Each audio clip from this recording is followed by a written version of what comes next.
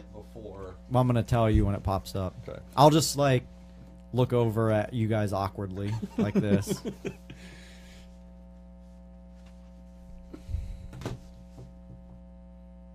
It's hot in here. Super hot. I know. Got a minute. Text Brandon and tell him to turn it down.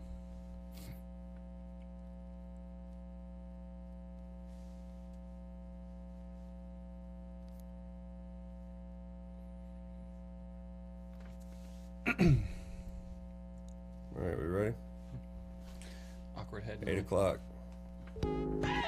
Yeah, the dog show. Hey. What? That new The jingle. dog show with Nick and Joe. It's a beast. It's going down. It's off the chain. It's off the leash. I'm tuning in Friday every week. The dog show podcast. Yes, indeed. Hold up. Check out the podcast. Listen to it online. Giving you advice to help train your K9. Take your dog to the next level from the experts of obedience. The dog show, dog show. Guaranteed you're needing this. Ayy, off the leash. Ayy. K9 training. What? Facebook and IG, and the site is so amazing. Yeah, the dog show with Nick and Joe. Hold up, the dog show with Nick and Joe. Ayy. All right, let's get into some sponsors real quick. We want to thank DemonABitesuits.com for sponsoring tonight's show. Special episode 12. We're taking questions and we're going to try our best to get to all of them. So, DemonABitesuits.com, you can get the best bite suits, in our opinion, in the world at the cheapest prices. Use Dog Show as a discount, and you will get 10% off your order. Flower of Life CBD, huge advocates. You've heard us talk about it. FOLCBD.com. Discount code Dog Show as well for 10% off your entire order. And Whistle.com, dog GPS collars. Huge advocate for those. And you could actually also use discount code Dog Show for $15 off your unit. Tonight we are going to be talking about maybe getting some kennels and crates. We got our show producer in the studio, Mr. Shawn Jacobs. Welcome, sir. And we are going to be taking all of your guys' questions that are related to dogs. And if they're not related to dogs, we may take those as well. So, Power up request received. Initiating systems. Powering of transmitters. Live from OLK9 Studios in Virginia. They tell it like they see it. They educated the not so educated. And you'll laugh your ass off. Introducing The Dog Show with Nick and Joe. A podcast with knowledgeable info, rants, and absolute randomness. You're listening to the sounds of uncensored honesty from two of the most respected dog trainers in the industry. Live on Facebook every Friday at 2 o'clock Eastern Standard Time. New episodes available for download every Saturday. The Dog Show with Nick and Joe. Download on iTunes, Google Play, and iHeartRadio. alrighty. Welcome to The Dog Show with Nick and Joe, episode 12, I believe. Mr. White, how are you, sir? Good. What's up, guys? So tonight we are going to be taking your questions related to dogs or not related to dogs, whatever. We may take a couple of those. We have our show producer in the house. What? Shawn Jacobs. Shawn, What's up? so let's tell a quick story. Everyone saw my flyer and they were going, "What in the hell is he talking about?" So if you didn't see it, it said Shawn Jacobs is literally coming out of the closet for today's show. So the story is, when he produces the show, he literally produces the show from a closet. It's not as luxurious as a studio. It is No, not. he's as in the closet switching camera angles, all the cutaways that you guys see in our previous videos where it's cutting between me and Joe and cutting to the full table. That's all this guy right here. He's the guy behind the guy. He is the guy behind the guy for sure, and he does a great job. So Shawn is also the head dog trainer here at the Fredericksburg, Virginia location. Shawn, tell us a little bit about yourself, buddy. So I've been with Off Leash for actually probably a little bit over a year and a half now. Before off leash, I was with worked basically full time for Southeast German Shepherd Rescue as one of their trainers. Before that, I was with another training company that we won't mention. And I've been, like I said, here for a year and a half, and it's been a whirlwind of information and fun, and I've learned so much, and I know there's so much more to learn. For instance, I mean, who would have thought dog training would have brought me inside to a podcast? Isn't that crazy? So It's crazy. Yep. And Shawn's a hell of a trainer. If anybody out there is watching, had their dogs trained by Shawn, you already know he is phenomenal, and he works his ass off. I can say that. Thank you. So We're very happy to have Shawn out of the closet. yeah, we're happy. I'm happy to be out of the closet. All right, guys, let's get into some news. All right, you good with that? Let's do it. I have 3 stories I want to go over tonight. The first one is from Daily News, New York Daily News, which I know some of those, Nick was saying, some of those daily news sites can sometimes be bullshit. Yeah. But we confirmed. We did confirm. And there's a bunch of local news agencies covering this as well. And this is crazy that we had to actually confirm that this was an actual story. Pet owner cooked Chihuahua to death in the oven because she believed that her ex-boyfriend was inside of the dog. So what, I forget. This is in Oregon, by the way, and I know Trish from Portland is watching, so. It sounds like something someone from Oregon would do. Yeah. I'm joking, Oregonians. Oh, yeah. So what do you think? Well, I think the bitch is crazy, for one. I Okay. mean, that's my initial thought, is that obviously she's nuts and needs to seek mental health help. I mean, genuinely, that's what needs to happen. But, yeah, I mean, I think that's really all you can almost say on that. So the woman cooked her 7-year-old, it was a 7-year-old Chihuahua. She baked it in the oven because she thought her boyfriend, was reincarnated. That's the word I was looking for. Was reincarnated into the Chihuahua's body, essentially, right? So that's what happened. He was reincarnated. She Where's the thinks boyfriend? she thinks the boyfriend went into the Chihuahua's body. Obviously, she doesn't like the boyfriend anymore, so she cooked him in the oven. Yeah, it's really She didn't like the dog either. It's really Yeah. shitty, man, to be honest with you. Mental health, Jesus.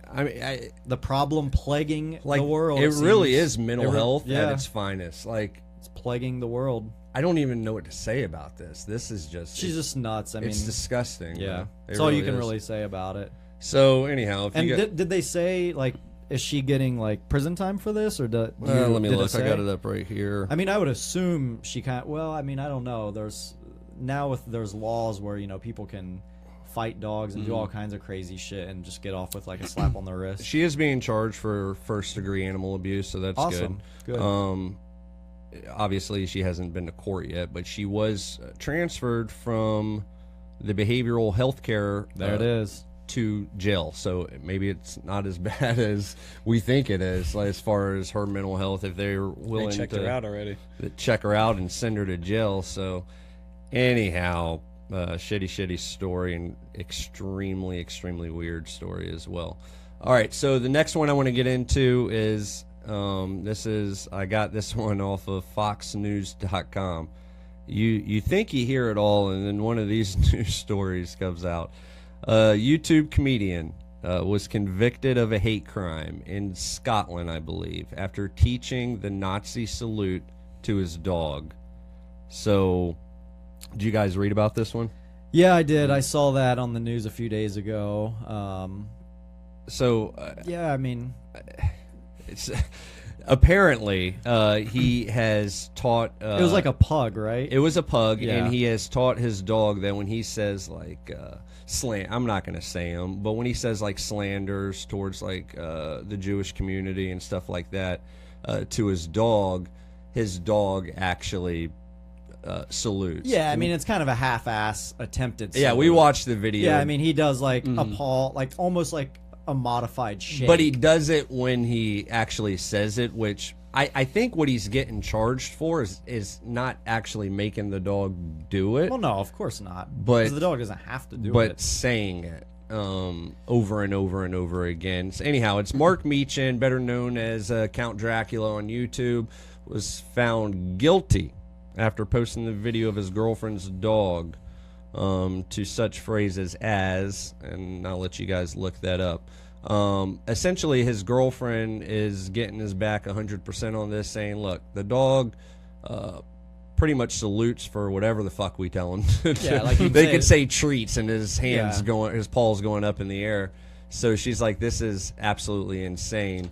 I mean, I tend to agree with her. I mean, obviously, I don't support like what he's saying or doing, but also I feel like he's one of those comedians, that does outlandish things to get attention. You know what I mean? Yeah. Like he's a comedian. Like that's, and not that I agree with what he said or what he did, but I do not think that you should be criminally charged for that. Like he is. Like Scotland actually prosecuted him. They're they did. charging him criminally for it, and I do not think that should happen over it.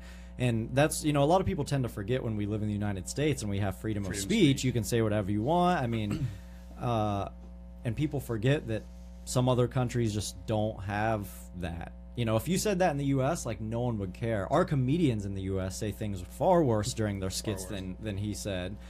So yeah, I don't agree with what he did, but I certainly don't think that you should be criminally prosecuted for it. I feel like, I don't know what Scotland's laws are, but here in the States we have the Constitution, which states freedom of speech. Even though it's shitty for him to say those things and whatever, it's still, I feel like he's still backed by the Second Amendment. Yeah, but he's in Scotland. Right. Well, my question is, does Scotland have a similar? No, obviously not, because Yeah. they're charging him for saying something. So you don't think that would fly over here in the States? No, you would never get chance? charged for that. Yeah. No, we have comedians hold up pictures of our president's head decapitated, and they That's don't get true. in trouble for it. That's a good point. And that's how it should be. Yeah. And that's the funny thing when it comes to American politics. You guys are gonna get me on a rant in here. Go ahead, 'Cause man. I feel like there's a bunch of bitches in our country when it comes to politics, and they want things to be one way until it affects them, and then they go the other way. So they're gonna be protesting all about freedom of speech, and then someone on TV says something that they don't like, and then they're like, you should prosecute them for this. And dude, just a week ago you were marching for the same exact thing. It's just now that they said something you didn't like and applied those same rules. So yeah, I don't think that you should be able to be criminally prosecuted based off anything that you say in your personal space, because obviously there's exceptions to that rule. You can't be in an airport and just say, oh, I'm gonna blow up a plane. So there's exceptions, but I mean in your own private space, which he was in his YouTube video, I just don't think you should be able to be criminally prosecuted for it. Yeah, Shawn? I agree with it. Yeah, for sure. And obviously he didn't think he was going to get in that much trouble because he is a comedian in Scotland, and I'm sure that's not the most outlandish thing he's said or done. So, again, yeah, a little overboard there. All right, so I want to get into our final story of the night. You guys, whoever listened last week, or maybe you haven't, but everybody by now knows what happens with United. They had an incident where Frenchie died in the overhead bin. We're not going to go all the way into it again. Then 3 days later, they had an incident where they accidentally shipped a 10-year-old German Shepherd to Japan. And then, believe it or not, after the show, another incident happened where they had to make not an emergency landing, but a detour on a plane because they realized they had the wrong dog on the plane. So that literally happened right after last week's show. They did what I thought they would do, and that's to suspend the pet program. They will indefinitely. They're no longer taking dogs in cargo. So pretty much you have to be a service dog to fly on their airline. As far as I know, yeah. I don't even know. I don't think they can stop service dogs going on the plane. Well, no, they can't. Yeah, yeah. But they can stop every other They dog. stopped everything else. That's gonna open and that's such a even can of flying worms for dogs them. in the cargo, correct? That's- so no dogs under No, the seat. no, dogs you can't flying ship cargo, dogs through no. United. So if you were planning on shipping a dog through United, or you were going on a vacation this summer with your pup, and you were taking United, you are not anymore. So the CEO finally came out and pretty much said, I got it wrong. We got it wrong. And essentially, I know, Nick, you and I were talking about this earlier. He said, here's a quote from him: "We put our folks in bad places when we give such definitive, specific, concrete rules that they're not allowed to show a little caring and compassion." So it sounds like he's like admitting to like turning his employees into such, you know, huge policy holders that they have no wiggle room. They're robots. Yeah, they have no room for like interpretation. Free like, thinking. I know what the as you law said. says. Yeah, I know the law or our policy says this, but based off this situation, this is okay. Like they're just, nope, this is what it says. This is what I do. Like, So, yeah, I mean, yeah, as we said, we thought that would be the thing. They're just going to say, all right, we're having all these issues. We're going to make this problem simple and do away with it. So how many refunds do they have to issue? Oh my God! Yeah, I would but assume a lot. yeah, a And lot. now- But my question is how much money are they really gonna? I'd be curious. I don't know. Like how much they're losing based off not dealing with pets. Well, not just that, but just even people with no pets who've heard all the stories and they're just like, "Fuck United, I'm not flying with them." You know what I mean? Yeah, I mean, I don't feel like that's really the case. I don't know anyone, and I'm sure there's going to be someone that comments, but I don't know anyone that truly is like, I'm never flying United Airlines ever again because of this. I think there's a lot of people that say that, but yeah, when of it comes course. down It's like to all the it, people moving if to the Canada. if the flight to Vegas is $150 cheaper on United, you're going United. 9 out of 10 people are Of going course, United. You yeah. know what I mean? At least to avoid Spirit Airlines. Oh, Jesus. What about the influx now of people trying to cheat the system now, throwing the vest Now on? everyone's a service Everybody's dog. a service They're going to have to dog crack down on that. Well, gonna they have are. another problem. Remember, I think Yeah. a few episodes back, we talked Delta actually. Was that the Peacock? Yeah. They implemented rules saying you have to have. It's just very loose, you know. But at least it's going somewhere. They got to do something. I man. think it'll get. I wrote a blog like 4 years ago now on the Off Leash Canine Training website called "Fake Service Dogs of America." And it was like this was like 4 years ago when I wrote like this trend. Like eventually you're gonna have to see like actual regulation, actual like government or federal, state level certification training program. And now 4 years later, it's just even getting more and more out of control than it was when I wrote that blog. Yeah. So I feel like eventually they just, and it's one of those things where, man, it's such a tough issue for me because I'm all against government regulation and government control because I feel like they control way too much shit the way it is. Like they have their hands in way more stuff than they should now.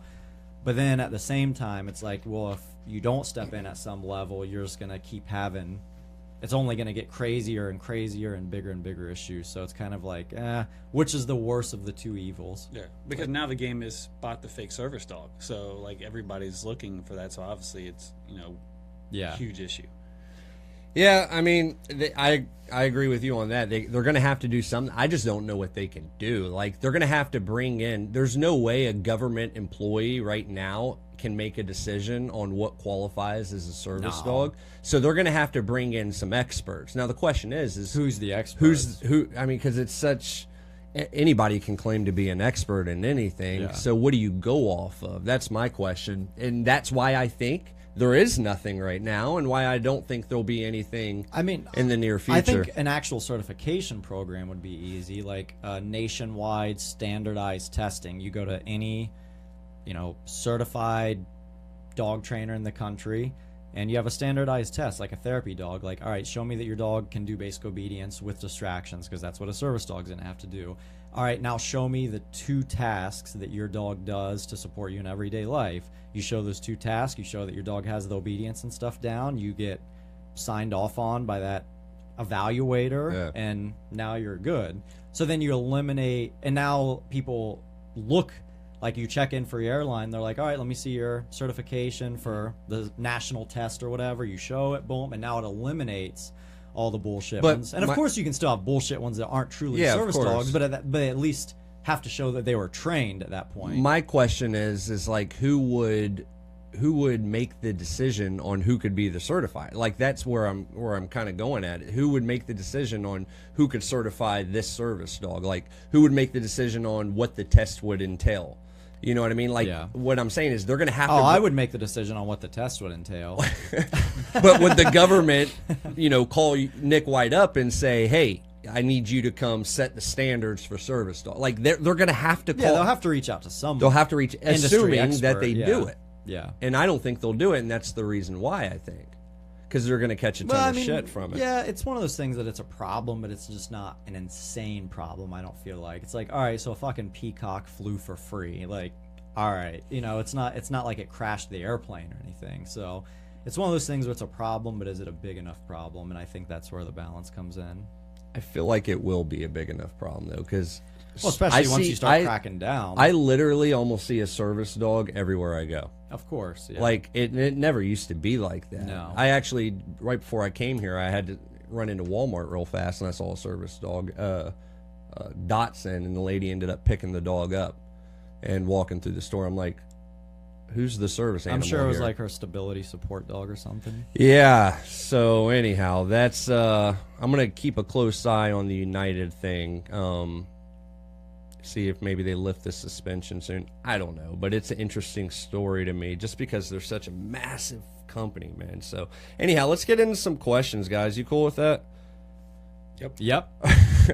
All right. And you guys go ahead and start getting them in here. Let me read through some. Yeah, if you guys have some questions, comment them below, and we'll pick some random questions. And Nathan wants to you know our answers. if there are any books that you recommend that anyone here recommends. I'm assuming, Nathan, you're talking about dog training, so we'll stick with that. Yeah, I'm trying to remember the name. Brian Boussard, an off-leash canine, Southern Utah, just sent me a really good one recently. I'm gonna try to pull it up so I can remember the name. But that'll be one of my recommendations for a book. One of the best things I can recommend is go to some seminars.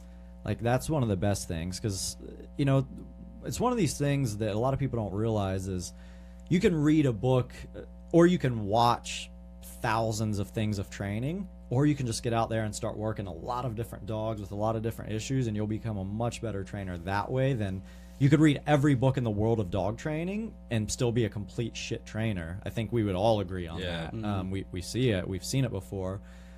So I would say that would be like your best bet to try to do, is just get out there and find some seminars in your area, whether someone's hosting like we do some like e-collar workshops, like Cody Talent, one of our awesome trainers, he does some decoy workshops.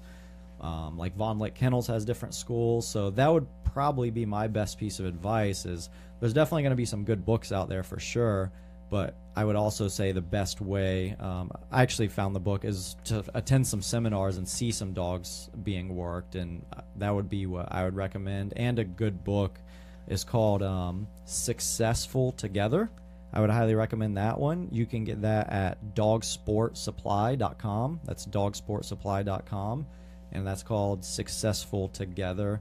And I was just sent that book not too long ago, and I would recommend that. But again, and you have a really good one on puppies. Yeah, for like basic stuff you should do with puppies, like confidence building, socialization. There's a lot of info crammed into what I consider a small book. Like, I think I read that entire book sitting on the toilet one afternoon. Yeah. But I and this is when I first started, I gathered so much information on puppies and, how to select them and how to make sure you get the right one. So I definitely recommend that book. You can get it on Amazon still, yeah? Yeah. It's Raising the Perfect Dog, and that's catered to, like, you got an 8, 9, 10-week-old puppy, like, some of the basic foundational things that you should be doing with dogs that age, like, confidence building, socialization, noise desensitization, crate training, staying away from dog parks, a lot of the things that a lot of people mess up with puppies at the fundamental level that kind of can affect them for the rest of their life. So, yep. You have any books that you recommend? Nick, I was going to talk Nick's book, the puppy book. That's a good one. Yeah, That's especially I feel like we've had a ton of puppies come through here lately, and I just feel like that's all I've been talking about is puppy socialization, desensitizing, kennel work, stuff like that with the owners. Even just a few questions down, Michael is actually asking Sullivan about something to do with his puppy. So obviously we're talking about Nick's book, so check that out. Again, the socialization, get out there, obviously minimizing spots where you're going to stress the dog out, but as a puppy you get out there and just get the puppy used to some sounds, cars, trash cans on the sidewalk, kids playing, bicycles. It's the best thing to do is just get out there and get your dog out there and used to these sounds. Yeah, good advice. All right, going off of Michael Sullivan, he wants to know Is there? He's signed up for the board and train with off leash canine training. He wants to know if there's a something that he should be doing to prepare his dog to come into the program. And I guess you can speak for this one and really any other program out there. Yeah, I mean, me personally, I tell my clients, I don't care if your dog doesn't even know its name. So I don't care that much, to be honest. But with that said, it definitely makes things easier for your dog, the trainer, and yourself. Again, if you're doing a lot of the basic fundamental things with your dog, like getting him out, getting him socialized, getting him around noise, object desensitization, things like that to build up his confidence so he's not like a super nervy, skittish dog, which then makes off-leash obedience and distraction training much harder on him. And just mentally too, like, there's a big mental breakdown if you have a super nervy, skittish dog versus a highly confident dog. So he's just a better dog all around. So those are the things, like, I always tell people, not that you don't need to do it, but I don't really worry about obedience that much at all until like 5 months old. Yeah. Like from the 10 weeks to that time, I'm mainly focusing on the things that are actually important and that actually matter, which is, the confidence building and socialization, all those basic fundamental things that is going to help the dog for the rest of its life. I don't care if I raise a dog that way and at 5 months old, he still doesn't even know his name.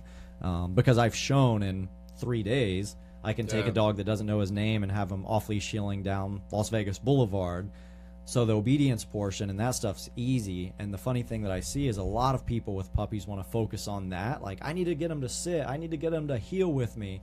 And they completely neglect the actually important things like socialization and confidence building and, noise and levels and desensitization training and all the things that are actually going to make a huge difference in the development of that dog. So that's what I would recommend. And a lot of the sport dogs, like, they don't start obedience till like after a year, minimum, because they want them to be as raw as possible. And I guess starting off a little dirty, I don't know. But so there you go. I mean, these are some of the best trained dogs in the world.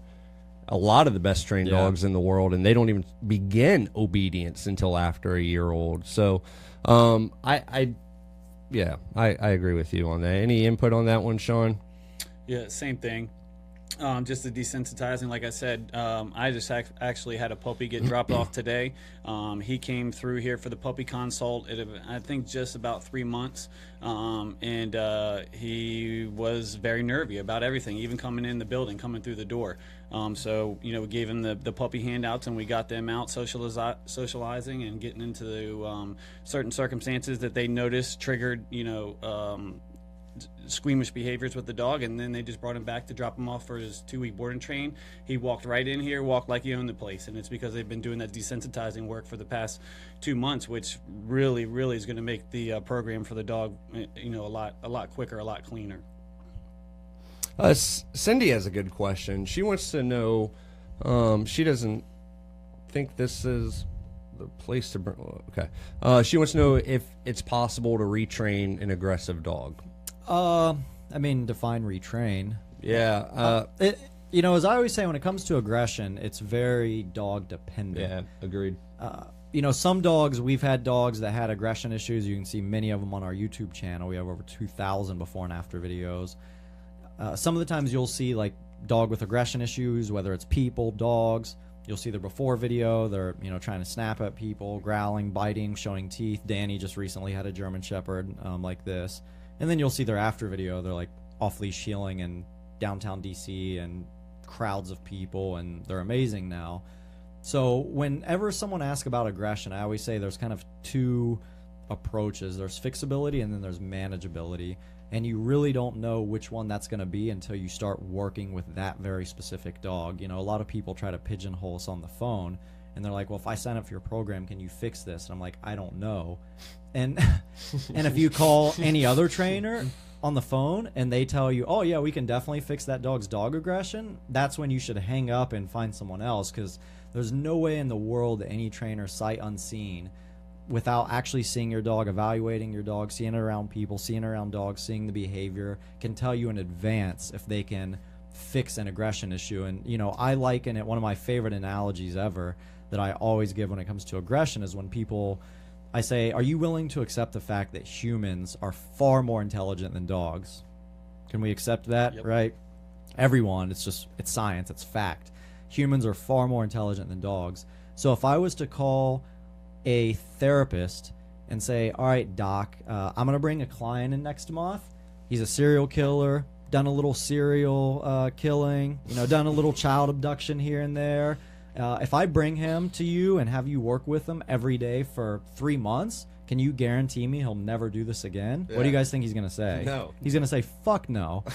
So if you're willing to accept that you can't guarantee it with a highly advanced, highly educated human being, then you definitely can't do it with a domesticated creature, a domesticated animal either. So to answer your question directly, I would say that you may be able to fix it, or you just may be able to better manage it, where he still has the issues, but now it's more under control and more managed. Again, just like therapists and a lot of people do with fucked up people that have issues. Like, they still have those issues, but now they can control them better, whether it's through medication or therapy or whatever platform they're using. So I would say the answer is definitely the same for a dog as well.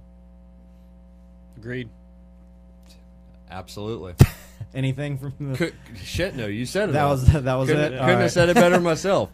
So Joe Quaid actually called us out because he listened to last week's episode. He wants to hear about the flight story with the CBD oil. And, oh yeah, I haven't even heard it. So. And he said D2, but we were talking about Duke CBD oil when I was at your house that one night. Remember that? Yeah. So we'll have to touch into that too. So I'll go ahead and get into the flight story and just knock that out. It's a little embarrassing, but fuck it, whatever. So for those new listeners, the big test with CBD and anxiety was going to be when a couple of weeks ago my wife and I went out to Vegas for a week. I hate flying on planes. I'm scared of heights. Every time I've ever flown with Joe, he had to do like 7 shots before we got on the flight. I legitimately cannot remember before this trip the last time I flew and I wasn't hammered. So that's how bad it is. It's not because I liked it, because I don't even really drink ever. And it's just because it's the only thing that can kind of tone down my my anxiety on the plane. So anyhow, I in the car before we got out at the parking garage, I took some CBD oil, put it under my tongue, did its thing, walked in the airport. Everything's cool. We got there a little bit early, so we were like, let's go get something to eat. So she's like, okay. So we go to this restaurant in the airport, and I don't remember what I had, but it was the greasiest fucking thing on the planet, right? So we get done eating, we get we get up to the gate, they're starting to board, and I look at Kelly and I'm like, Kelly. And like, keep in mind, like, there's a shit ton of people around us. Like, this is a flight to Vegas. It's the last one of the day. So anyhow, so there's a shit ton of people around us. I'm like, Kelly, I got to fart. And she's like, don't you fucking dare do it. And I'm like, just turn the vent on. I'm like, I got to do it because once I get on the plane, I'm not going to be able to do it. And she's like, Jesus, don't do that. So you crap dusted people. So I did, naturally, and then I just boarded the plane, right? So we get on the plane, and I had to fart again. It was the greasy-ass food, right? And I'm like, there's no way that I'm going to do it in the plane. Like, I hate it when people do that, so I'm not going to be that guy, so I hold it in. But of course the feeling doesn't go away, right? So I'm holding it in. I got to go to the bathroom, but I'm holding it in. And the plane takes off, and all I can be concerned about is my stomach. So, long story short, I'm not going to get into the details of things. Thank you. But long story short is, I couldn't actually tell if the CBD worked or not because I was so focused on not throwing up on the flight or shitting myself. So well, that worked. That's a new strategy. Yeah, to distraction. Yeah, it's a new strategy. I don't know what I'd rather have though. That was the worst feeling ever, man. If you've ever been on a plane, like, this is me at my most vulnerable, right? That or anxiety. Yeah. So if you've ever been on a plane, you've had stomach pains or whatever, and it is the absolute worst. So anyhow, I don't know, and we flew in the middle of the night on the way back, so that kind of helped calm the beast. I mean, I was so tired that it's like covering the crate. But I did take CBD on the way back, and it wasn't, it definitely wasn't nearly as bad as But it was also a night flight, so maybe it seems like you just had a bunch of random factors into this flight that it makes it hard to compare. I shouldn't have ate that burger, man. Yeah, because then that'd have been a good judge. It really would have been. So I don't know. Anyhow, there's my embarrassing story. So I also wanted to talk about Duke. So we were at Nick's house about, I don't know, 3 weeks ago or so. And it was me, you, Desiree, and Cody Talent. No, they weren't there. them. It was me, you. And Who was there? Fuck, there was one other person there. We're gonna sit here in silence. No, and we're it just was gonna Cody. think about it. No, it wasn't. Because why else would you have come up? It was Brandon. Okay. Anyhow, it doesn't matter. So, as you may have heard, Nick has a Mal, 10 years old. Sometimes, obviously he's older now, sometimes he favors one of his legs that just bothers him, and he'll literally walk on 3 legs and for a day or so, and maybe not walk on 3 legs, but, not put as much weight on that back right leg. And then, he'll rest, and then he'll be fine, and then it'll happen again a few weeks later. So we're sitting on his couch at his house, just hanging out, and I don't know if we were watching the fight or whatever, but anyhow, Duke is running around, walking around, whatever, but you can tell it's bothering him because he's not putting any weight on that back right foot, right? And, like none. He's literally walking on 3 legs. So I said, go put CBD oil in his food and feed him. So he goes into the room, eats the food with the CBD oil, I shit you not, turns around and comes out less than 5 minutes later, walking perfectly fine on all 4 legs. Coincidence? Maybe. I don't know. It was pretty funny, though. Dude, if that's not proof, I don't know what is. I was like, if we could have captured that, like, on video, like him limp in and then, like, run out, like, you wouldn't be able to have enough CBD in stock. Yeah, so that was, by the way, that was the pet CBD. It wasn't just regular CBD from Correct. FOLCBD.com. Yeah. Use Dog Show as your discount code for 10% off. So anyhow, so that made me even more of a believer. So there are the stories, Joe. Appreciate you calling us out on that, bud. Let's see. We got some more questions we can answer here. We have Jessica. This is a good question. Jessica says, have you ever had an aggressive dog that you didn't think could be rehabbed, i.e. like they mauled a human? Would you even try? I know my answer on this. If someone reached out to me and said, like, my dog, like, mauled a person, like the person had to go in the hospital, like multiple wounds, deep punctures, no matter what, I personally would never say that it's okay to trust that dog around people. Same, like, if your dog's, like, killed, like, 6-7 other dogs or completely mauled 6 or 7 other dogs, I would never feel comfortable, no matter how much training it had, saying, like, oh, yeah, this person's completely fine around people or dogs or whatever the issue is. So while I may not say that you should put him down, assuming, like, you're the owner and the dog's fine with you, I would say don't ever trust this dog around people, or don't ever trust this dog around dogs, regardless of what level of training that they've had. And, and if you really think about it, we even apply that same rule to people, like pedophiles. Like, they get on, like, the sex offender registry, and they're on it for life. They're saying, like, this person can never work at a school because of this act or acts, or this person can never be around children under the age of 13 unless another adult's present. So that's kind of how I look at dogs that's done a lot of damage, whether it's to dogs or people, is while they can still be trained and you can help them, I would probably tell you I wouldn't ever trust this dog around people again. You guys?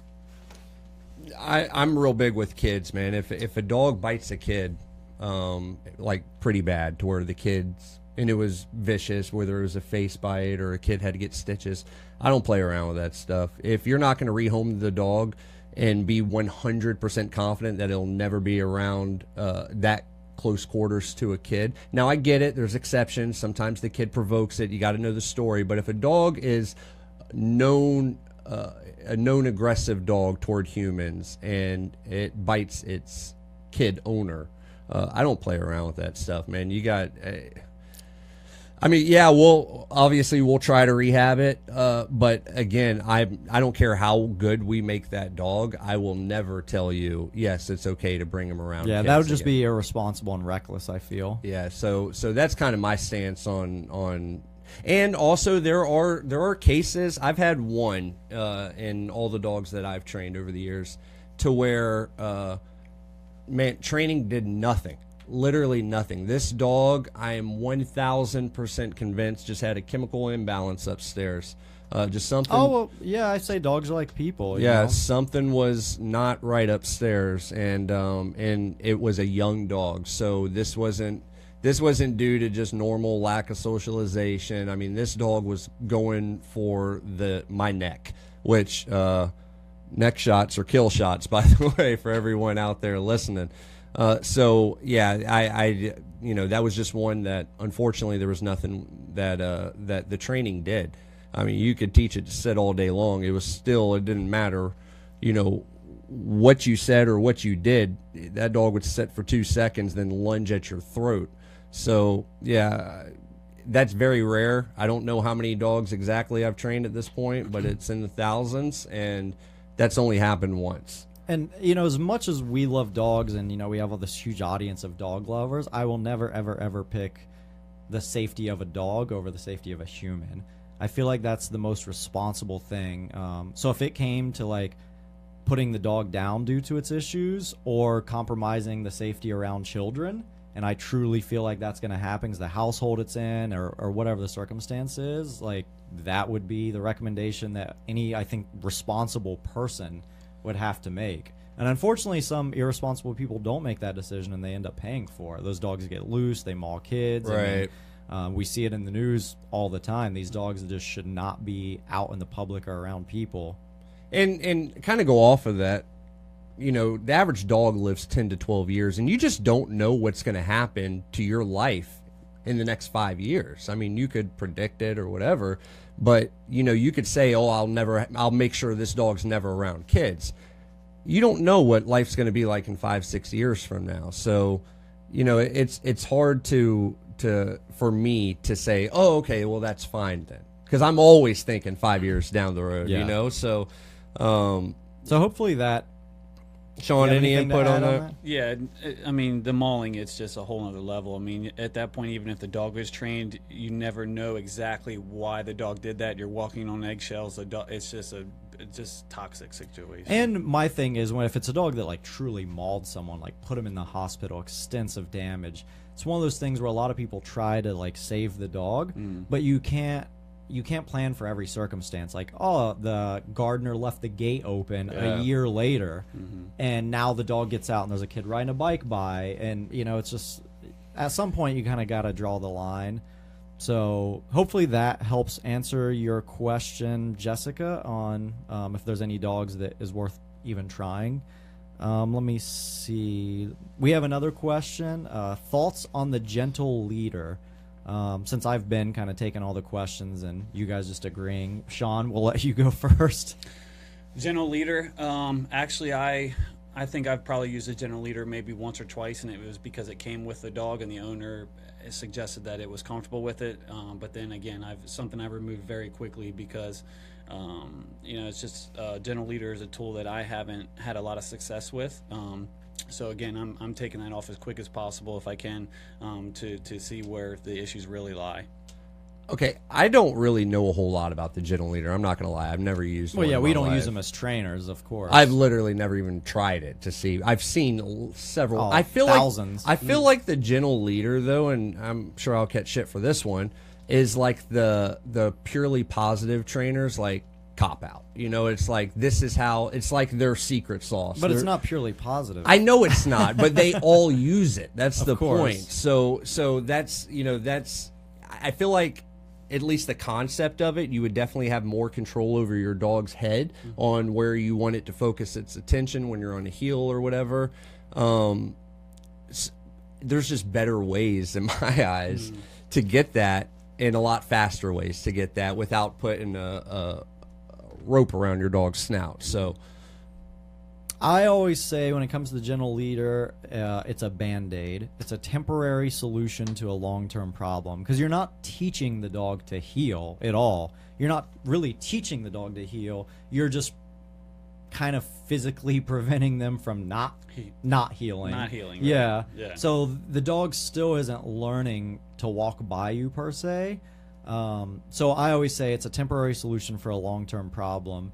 It's a gentle leader is good for someone maybe that has a dog that has a big pulling issue and they don't have the know-how to do the training themselves, or they don't have the affordability to pay a trainer to do it themselves, or for the trainer to do it.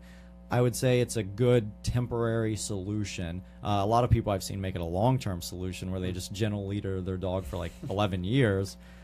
So yeah, my thoughts is if you don't know how to train a dog and you can't afford to pay someone to train a dog, and that's your only option, no issues with it, but you're not going to get a dog off-leash healing, through your neighborhood. And I don't think anybody, I would think that there's no one out there that expects that. Like, you're not going to teach your dog heel and then be able to just take off that gentle leader one day and he's just going to be in a perfect, that's just not going to happen. It's not realistic. Yeah, because where are you going to hook the leash to now?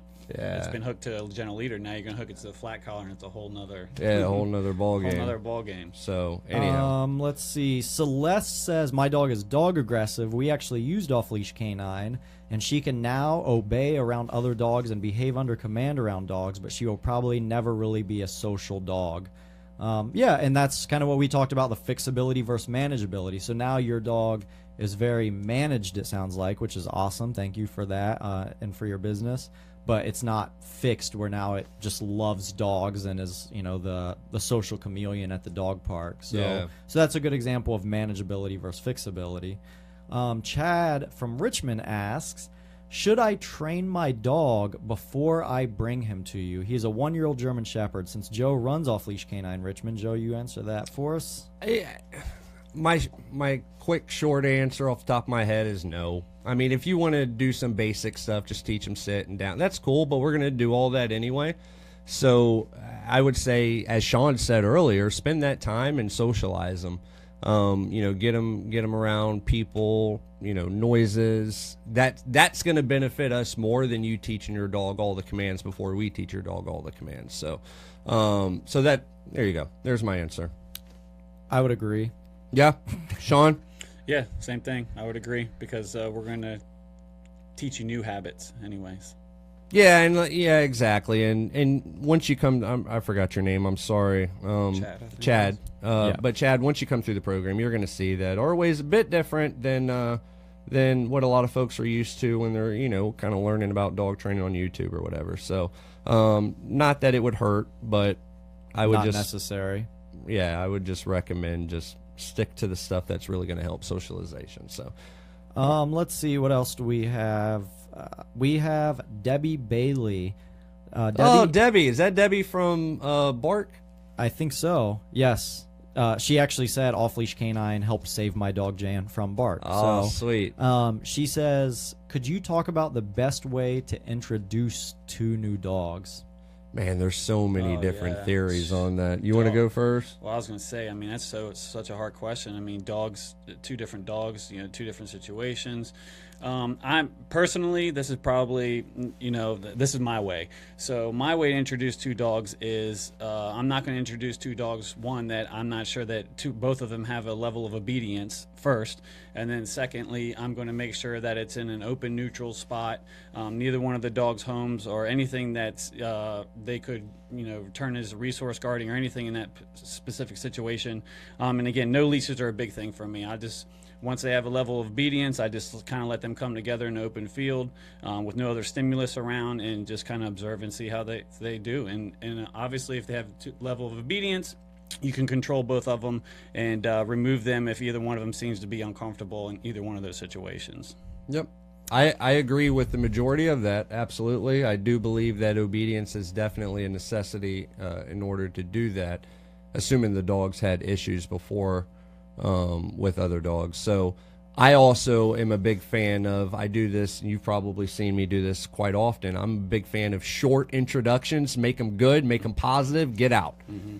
And then extend it the next time, extend it the next time. So what I mean by that is sometimes your dogs go to meet each other and, 60 seconds in, 90 seconds in, everything seems really cool. So you're like, oh, they're good with each other. Owners drop the leash, and then all hell breaks loose. So I just like quick, short, positive introductions and extend the time from there. And make sure that, real quick, sorry, I didn't mean to No worries. to interrupt, but make sure that the two handlers, one on each dog, are confident handlers.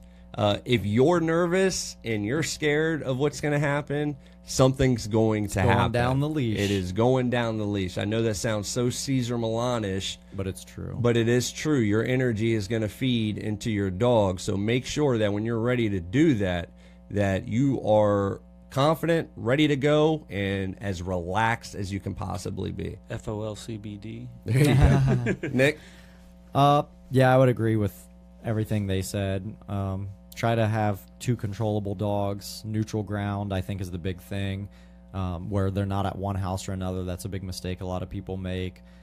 And chill, relaxed owners, loose on the leash if they're going to be on leash. Ideally, to me, textbook ideally, if you know that if you know they don't either have aggression issues, like known aggression issues, off leash is better, because a lot of the times leash, the problem why we hear all the time my dog he's fine off leash, but he's leash reactive or he's leash aggressive. I've never ever in my life ever heard my dog is super social and loves dogs on a leash and he hates a dog off leash. I've never heard that ever, literally, Because they work it out themselves. And what happens is when you put a leash on a dog as the human, you're controlling them, so you're controlling their body language and their body movements, so the dogs can't accurately communicate with body language to each other because you're preventing that by holding them on a leash. You're preventing their normal body language communication, where when they're off leash they can do all the things. They can do the half moon, the turn the butt to them. They can do all those. They can do the playful bow to let them know that, hey, I just want to play. And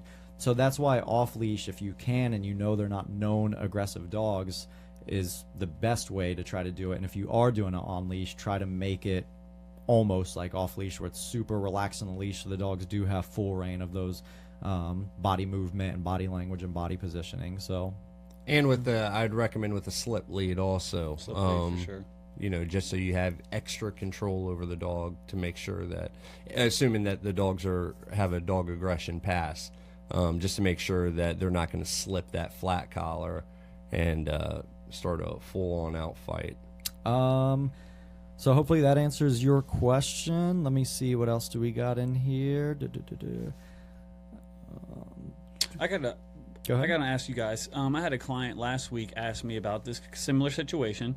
They were bringing a new puppy in to an older dog, maybe 9 or 10, and they had success in the past with basically almost similar to bringing a new baby home. They brought some blankets and some toys that the other dog had come in contact with and brought it in, and the other dog actually started to resource guard and react negatively to these items that they brought in from the puppy smell on them, and they actually said, I think before they came here for the training, and then the second time they brought it home, the dog actually lunged at one of the owners because of a reaction from the smell from this puppy, and the puppy also they had marked the items. So the owner asked me, he said, well, what do we do? We've already tried to do this introduction, and the dog already hates the other dog.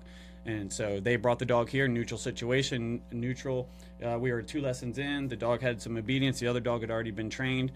Right away, it was like the dogs knew each other their entire life because it was a neutral situation. There was nothing marked by either dog, no resource guarding, and it went perfectly. Yeah, the neutral situation is the big. Yeah, that just goes to the whole theory of the dogs are not really a theory in my eyes, but the whole whatever of dogs are more territorial in their home. We're just like people. Exactly, just like people. So, and I totally believe that to be 100% accurate. So I totally agree with you when you say, neutral territory. Both of you guys, when you say that, that's key. Yep. Specifically, it'd be nice if you can go neutral territory where neither dog has ever been. Yep. Correct. So that would to kind of go off of that and get a little bit more specific.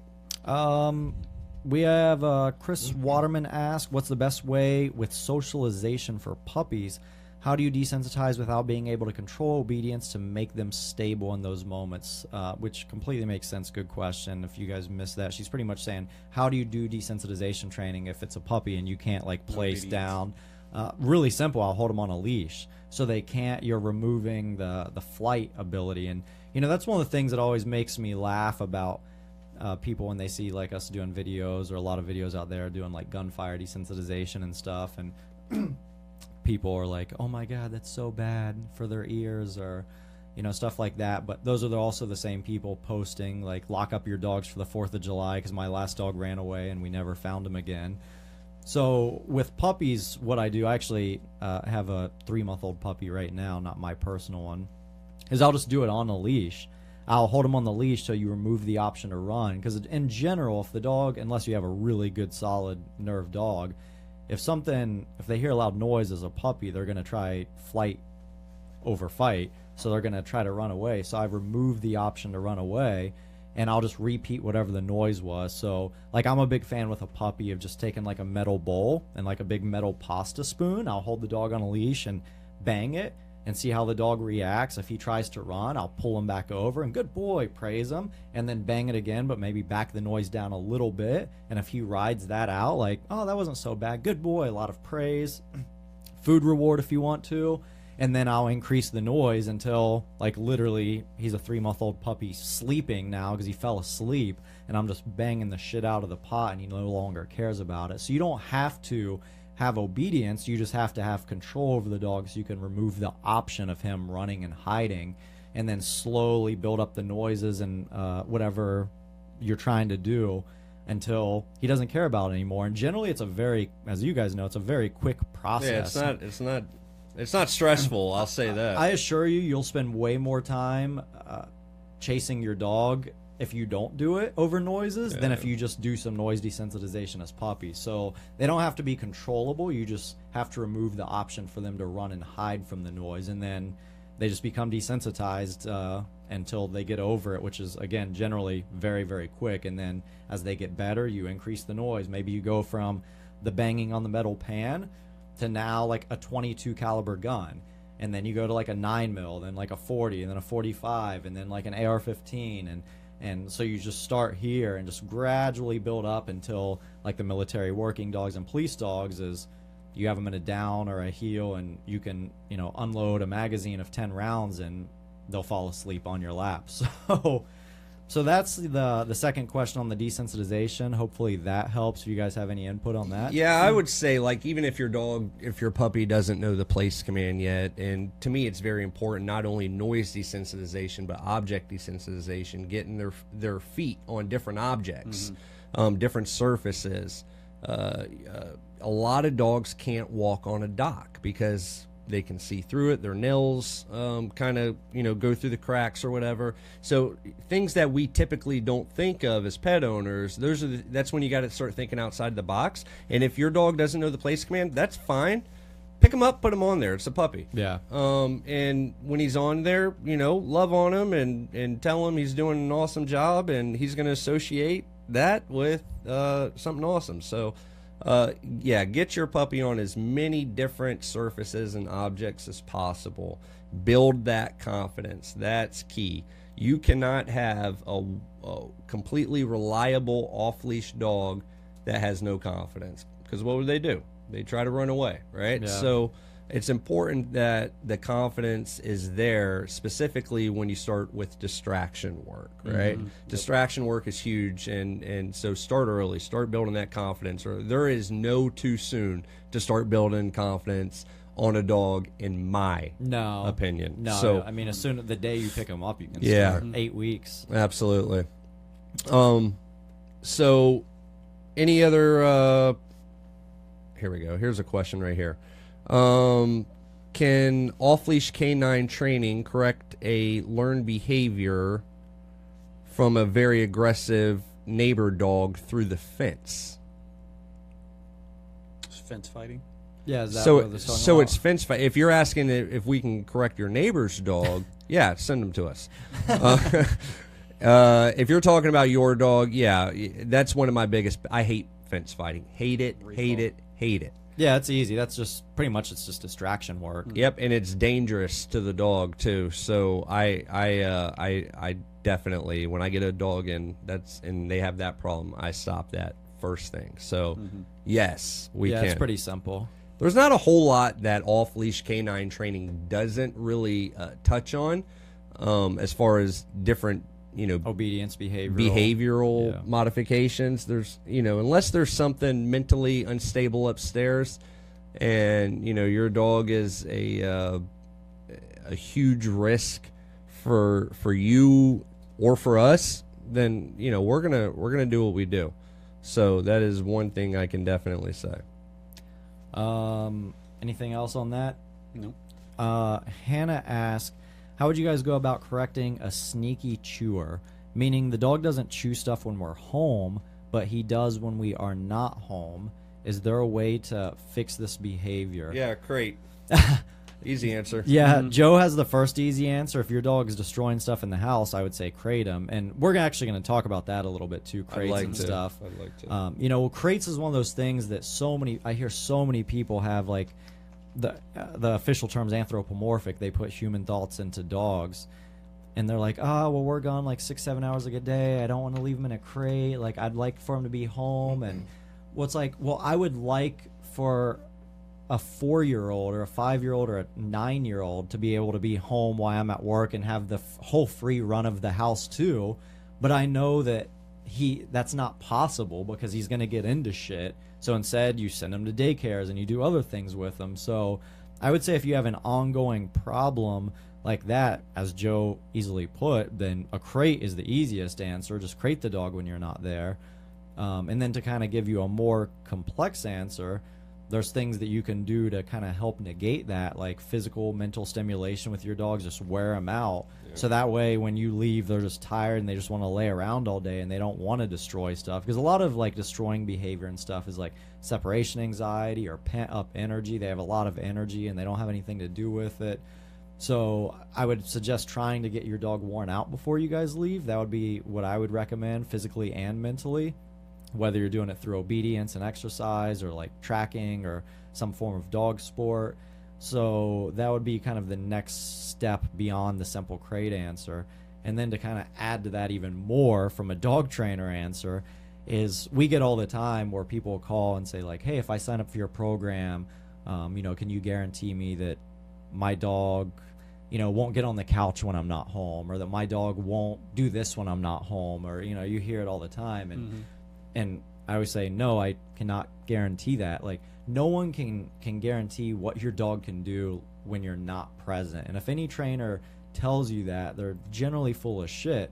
And the analogy that I like to use is, if you were to ask like my parents when I was a 15-year-old, hey, when you guys go to work, can you guarantee that Nick like won't ever drink alcohol or smoke a cigarette or do something he shouldn't? Like, you can't guarantee what a dog or a person is going to do when no one's there. All you can do is do things like we said to help mitigate it, physical and mental stimulation, crate them, and do things to help prevent it. But there's no trainer that can guarantee what your dog will or won't do when no one is there and it's left to its own devices. Yeah, same thing. I was just going to, one of the things that you always say is we get asked a lot about crating dogs when they are not home and when they can trust their dog. And I always say, well, you can trust your dog until the day that he does something that you can't trust him anymore, which is tear something up in the living room or whichever room that you guys leave him in. And here's an example. We all three have dogs, probably combined. We have like 30. But all of our dogs are crated when they're not with us. Yep. It's that simple. And obviously they're pretty well trained, right? And they still. And my whole philosophy is, I think you said that she said that her dog was eating food, like human food, while she was out. No, just tearing stuff up. Oh, just tearing. Yeah, the problem with that is, you're hoping that your dog is chewing up things that aren't going to hurt him. What happens when you come home one day and you find, he thought the TV he thought the ant the TV cord was a or chew toy. or ant poison or whatever. So that's, are you really wanting to take a risk on? He's already showed you that he can't be trusted.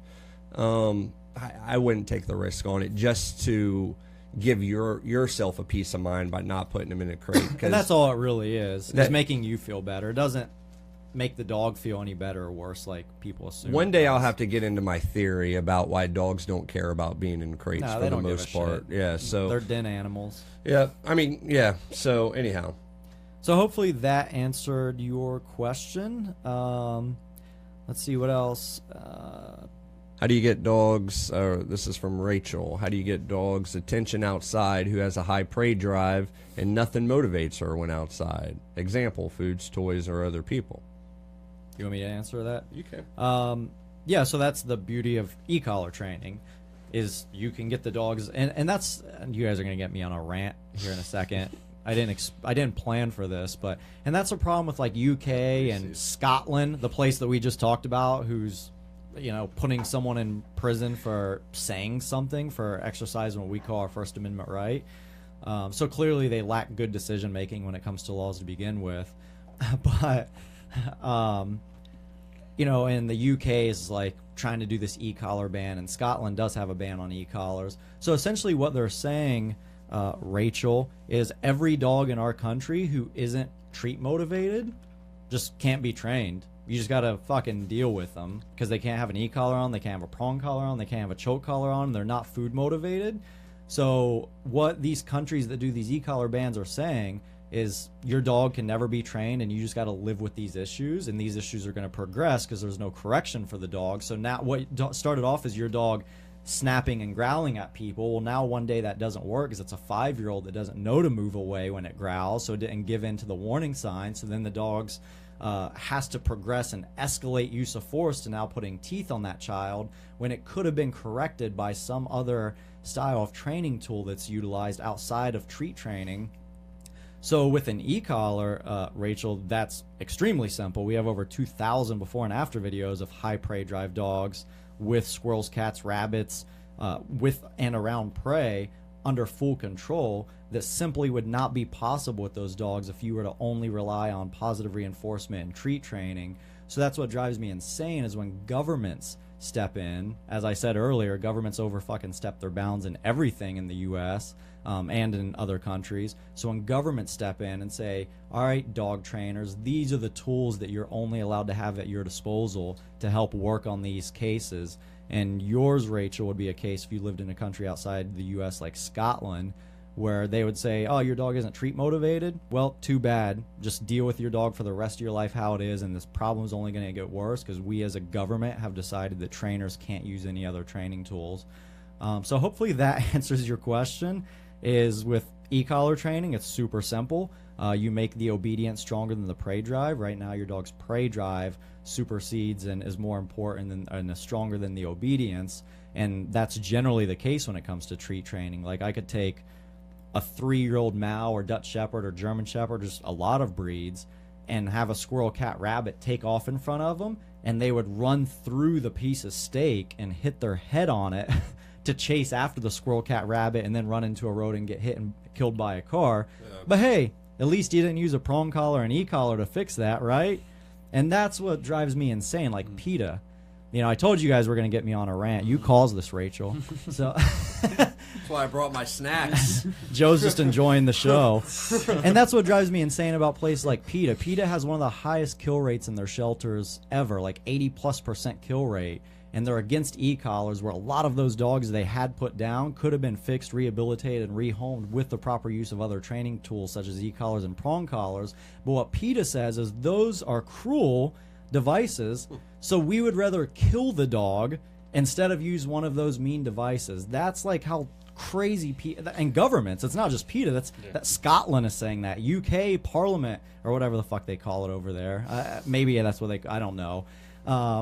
That's what they're saying, is these devices are so cruel and inhumane that killing the dog is a better solution than using low-level stimulation to help work the dog through this and get over them their issue is. That's literally what they're saying. they're just so ignorant and so stupid that they don't know that they're saying that. So, Rachel, I hope that answers your question. Jesus. No, it was a good answer. Anything to add on?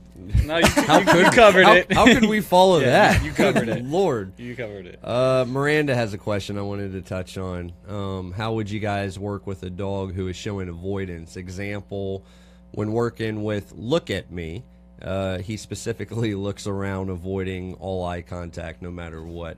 I would say, if you guys don't mind, I go first on this one, so I don't lose my train of thought.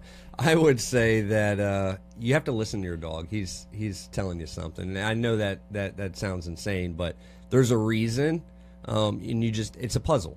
You know, Miranda, you just got to figure out the missing piece to the puzzle. And I promise you, it's probably something extremely simple. It could be simply enough that the HVR that you're using doesn't hold high enough value when you're working on the Look at Me command. Yeah. You know, if you're using kibble and your dog's a slow eater and, you know, maybe he leaves some of his food during breakfast time, then kibble's probably not going to be your go-to. So try to up the value of the reward, maybe hot dogs. That's one of my favorites, personal favorites. For, you know, HVR, high value rewards. So that would be my answer, is to just listen to your dog and try to put that puzzle completely And it could together. be more of a complex confidence thing. You know, the dog doesn't want to look at her in the eye. I'm not saying it is. Like, Joe's answer could be the solution as well, but to go a little deeper, it could very well just be a confidence thing where it's not a reward-based thing. Sure. And then you got to figure out what that confidence thing is. Is it lack of socialization? Is it a trust thing? And work on that, and then progress it. You know, for example, like I said earlier about noise desensitization, is if my question was, hey, every time I shoot an AR-15 around my dog, he takes off running. How do I fix that? I would go to a much, much more basic elementary level. You know, maybe just put your dog on a place and just stare at him. And this is actually a lot of the solution, and just stare at him. And the second he makes eye contact with you, I mean, the immediate second he's staring down, he looks up, yes, and give the reward, and then slowly build upon that. And, you know, a lot of people want, like, amazing results really quickly, and sometimes, depending on the dog and the situation, you just got to break it down to a very, very, very, very elementary, basic level, and get that quick half a second of eye contact immediately with your expertise timing. Mark that and reward it, and then get a few wins under your belt, and then start asking for 1 second and then 2 seconds, and then you'll quickly build from there. Yep. It all goes back to finding that missing piece to the puzzle. Shawn, anything to add on that? I like when I have issues with certain commands or something, I'm not getting good responses from the dog. Like, I like to break it up. So, for instance, you know, if she was telling me I'm using the Look at Me command, I would say, unless you're super pressed on using that, maybe change it to Watch Me. Change it up so that now it's something new. You're breaking up the habit. So now the dog might be more inclined to be involved, more exciting, more, you know, like you guys said, yes. Sometimes people use good boy a lot. I'll tell them, hey, they've heard good boy so much, it really is not a big deal anymore. Maybe change it over to yes, you know, something else to get them excited. Again, with the HVR, you know, adding hot dogs. You know, every dog likes hot dogs. Yep. As do I. Real quick, shout out to Matthew Wise. He is representing Bikers Against Animal Neglect and Abuse. I actually believe, Matt, that I follow your group on Facebook. I have a Harley. I love to ride motorcycles, and I'm passionate about dogs. So thank you for what you guys do. Thanks, Matt. Shoot me an email if you wouldn't mind, sir. You can just shoot it over to info@thedogshowpodcast.com. You have any more questions lined up, Nick? I think so. Let me see. Someone says, are you able to certify a service dog? I have a simple answer and a complex answer. This could be a long answer. Do you want me to start it? Or? Yeah, go ahead. Okay. Go ahead. I'm hungry. So my simple answer is yes. Like, I personally am a certified service dog evaluator through FSDS, which is the Foundation for Service Dog Support. It's a nonprofit. So that's the simple answer. Our trainer, Christine, she was one of the head service dog trainers for veterans down in Florida, doing service dogs for a lot of the veterans that come back with, like, PTSD and things like that. So a lot of our trainers are able to certify service dogs. With that said, there's no actual certification that's required for a service dog. So all that's technically required by ADA guidelines, that your dog doesn't cause a disruption and your dog does tasks that support the handler in their everyday life. So while yes, myself and a lot of our trainers included can certify a service dog through the organizing body that we're evaluators through, there's no requirement to have a certified service dog via any trainer. You can self-train, and a lot of people do, for the worse, and I've seen some legit self-train service dogs. So hopefully that answers your question on both ends. Is yes, we can, but it's not necessary to have it. There's no official certifying body in the country, if that makes sense. Anything else to add on that? No, I mean, just mainly understanding that when it's not federally, there's no certificate out there that's federally recognized. Correct. Or state like, yeah. recognized. So that's something you have to understand. So as long as you understand that, and then my suggestion would just be go to a credible trainer. Do your research. Do your research. Make sure you get a good trainer that's done this shit before, because a service dog's not a pet, guys. And if you have one that, that's a pet, then I mean, technically you shouldn't. So, it's a working dog. The service dogs are there to help someone, and that is it. Anything to add? Yeah, that's it. Do your research. Get a reputable trainer, because it isn't a pet, and it's people are out there to crucify and look for people that are walking around with fake service dogs. So make sure that you get a reputable trainer and you do the work and do it the right way. Let's see. We had another question. This was a good one. I'll let one of you guys answer this. Erica Volland asked, if you have a multiple dog household that all need off-leash training, or training in general, we'll say, would you recommend starting with one dog then following with the rest one at a time, or put all of the dogs through training at the same time? Shawn? That's a good question. After an evaluation, I would have to do an evaluation. I would have to see the level of competency with the client, and how they are around their dogs, how bad the dogs are, and make an assessment from that point. I like getting it all done at once, because I feel like when we do have situations where we have owners that want to do one at a time, that they're so wrapped up in the first dog coming home that the second one loses steam, or they slack off with that one. And I just haven't really got a lot of successful situations where we're doing one and then working on the other. I like to get them done as a pack, get everybody on the same page, so that nobody's picking up old behaviors, old habits, and looking for that old style of living. Yeah, I would agree with all of that. I would say that for me, I wouldn't necessarily need an in-person eval, just a phone consultation. More than anything, you're kind of listening to the situation and how serious the owners are about, the training with their dogs. And, because there is some great things about having both of them trained at the same time, or all of them trained at the same time, because, we can teach them how to walk together. That's one of the big things. So that's a good positive. I would say one of the negatives of doing them at the same time is it could overwhelm you as the owner, with all the information that you're going to take in when you get your dogs, in addition to controlling all of your dogs with all this new information. As soon as you get home, it can definitely be a bit overwhelming. So if you know that you don't have that kind of time and don't really want to commit to, kind of dedicating some time aside for the first couple of weeks of practicing with all of the dogs together, then I would say one after the other. I would agree. My short answer would be I always recommend doing one at a time. So if you have 3 dogs, you do one dog, you get him in, and then you do another, then you do a third. Or I'm even a fan of doing one and then like the next 2. Because once you do one, especially if you're doing like a 2-week board and train or something, now when you get that one dog back, you have the other 2 dogs away. So you have 2 weeks just to focus on that dog and kind of get you reconditioned into a new routine of the way of doing things with your dogs, like door manners and food manners and healing with them outside, and now you have 2 weeks of just focusing on going back to the fundamentals of things that you should have been doing all along.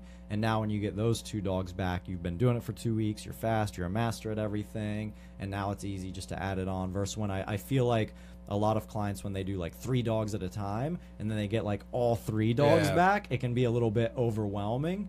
So my short answer is I recommend doing them staggered. Start off with 1 dog and then another, or 1 dog and then 2 dog. But that's the way I prefer. Sure. Channing, I think that was the name. It didn't copy over all the way. This is a good question, though.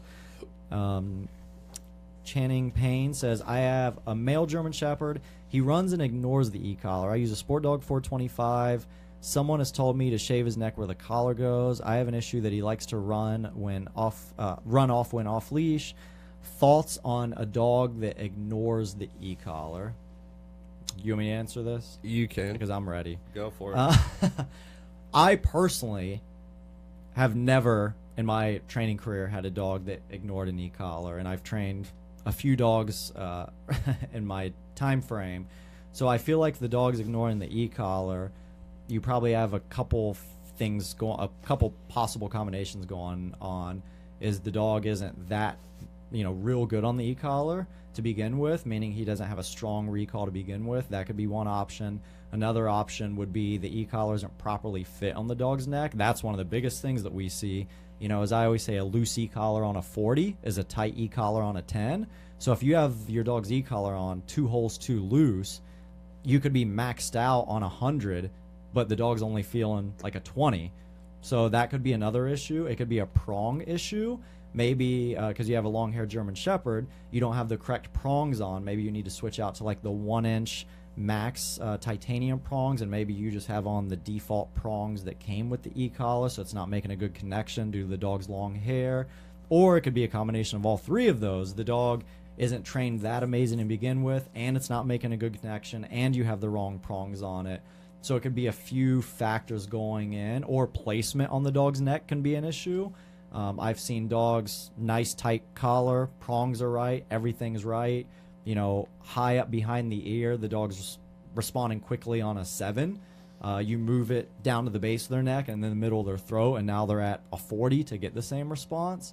So it could be kind of a lot of factors that you have going on in there, and probably within like 10 minutes of me seeing the dog, I would be able to identify exactly what the issue is. And then lastly, to add on to that, is we have what we call a lure machine. That's the machine that you can attach like a tail or something to it, and you have the trigger and it goes around this course. I like to work dogs on those to teach them emergency recalls. When I get high prey drive dogs like Shepherds, Malinois, dogs like that, is I'll get the lure course going, get the dogs chasing that, and then work recalls mid-chase. So now you're teaching the dogs to turn off e-collar pressure when they're in mid-pursuit of something. So now you took a dog that tries to fight through it, and now you taught them in a training environment how to do the right thing and turn off the pressure and give in and turn around and come running back to you versus continuing to try to fight through the e-collar stimulation. So if I personally had your dog, those would be the things that I would be looking at: is how strong is the dog's obedience, how tight is the collar, what type of prongs do you have on, and then is this a dog that I need to work on a lure machine to teach them to turn off pressure during a high prey drive situation. So hopefully that helps. What would you guys add? Same thing. Collar. She said long-haired German Shepherd. Usually, half the time it's a collar issue. Usually prongs, fitment, how tight it is. So that would be the first thing. But she did say he was ignoring it. Was he ignoring it, the full level of the collar because he felt it, or was he ignoring it because he wasn't feeling it at all? So, again, first check is the collar. Make sure you have connectivity. Make sure you have proper prongs on it and you have connection, like Nick said. Yeah, and I mean, I don't know who trained your dog, but I would say that they don't say. Go back to the leash a little bit. Once you get the collar properly fitted with the right prongs on there, go back to the leash.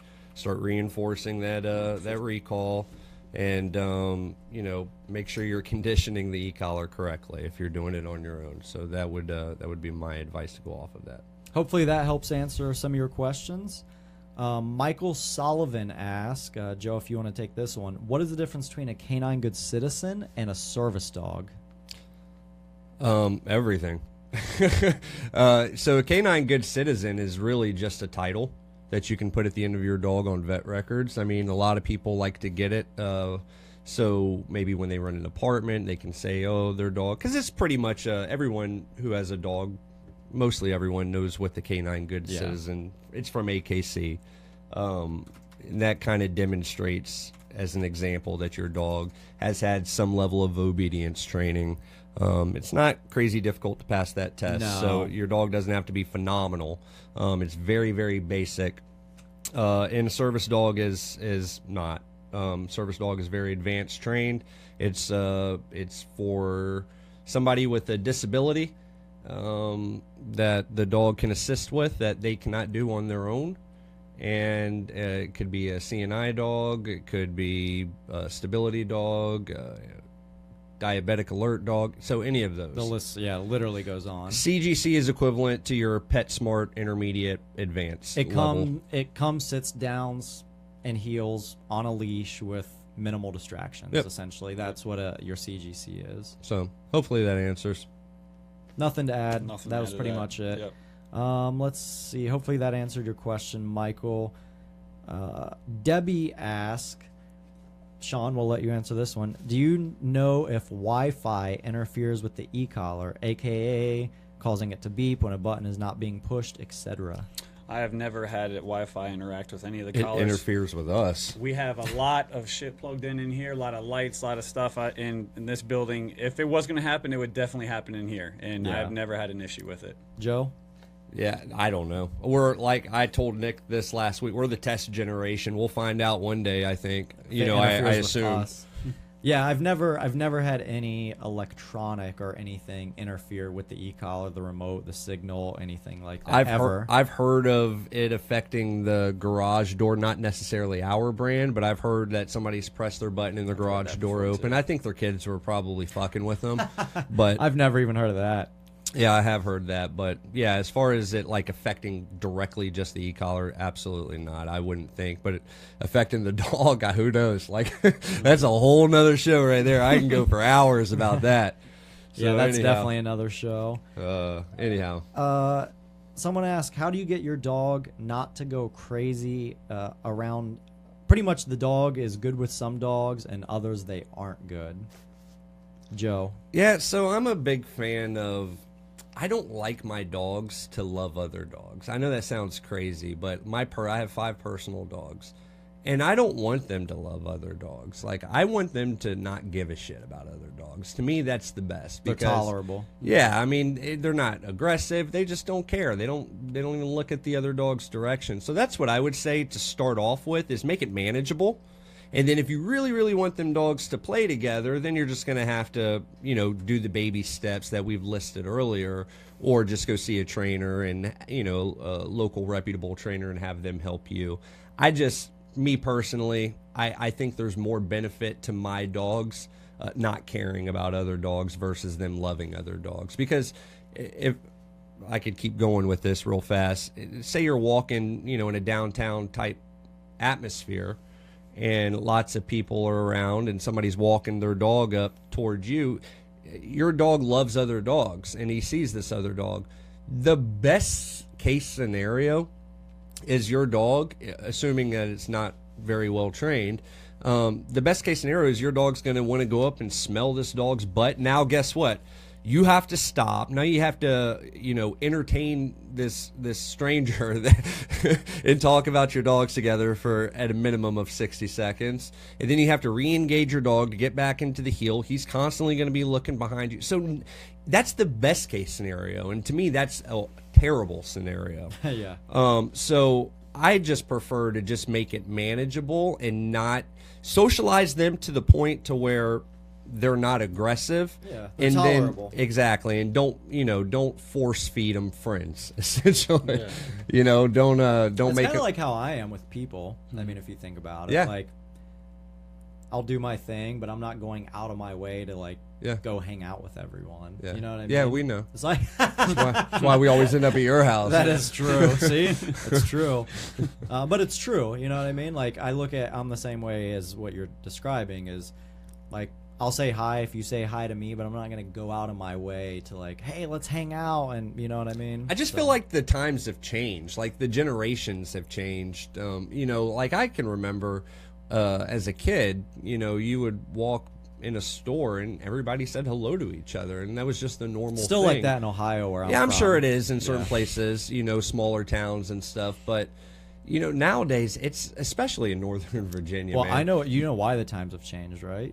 technology Because of this. Yeah, technology. No one's looking at you anymore. Everyone's walking by you at the gas station, you know, and like in Ohio when I grew up, like you're pumping gas across from Bill. You're like, Bill. hey Bill, how's the crop doing this Yeah. summer, you know? Where now it's just like boom, boom, and you're just pumping your gas, just staring at your and cell now phone if the whole time. and now if somebody says, "Hey, Bill," you're like, "What the fuck is if you wrong look with over you?" now, you're a creep. yeah, Is he's it- the weird guy Yeah, because is- he's nice. Yeah, is this guy? It's like, what does Bill want from me? Me and kill me? He's ready to ask you for Yeah, a it's like, dollar. what does he want from me? He's It's being nice. So fucking sad, but it's the It is. truth, man. It really, especially in Northern Virginia. Like, I've literally said hi to strangers in the past. I had learned my lesson at this point, and it's like they give me this look, like I'm this serial killer, and I'm like, bro, I'm just saying hi to you. I grew up in Germany, and I mean, they're very relaxed, friendly people. Everybody talks to everybody, so it was a very weird transition to come to the States and realize that everybody thinks everybody is dicks, or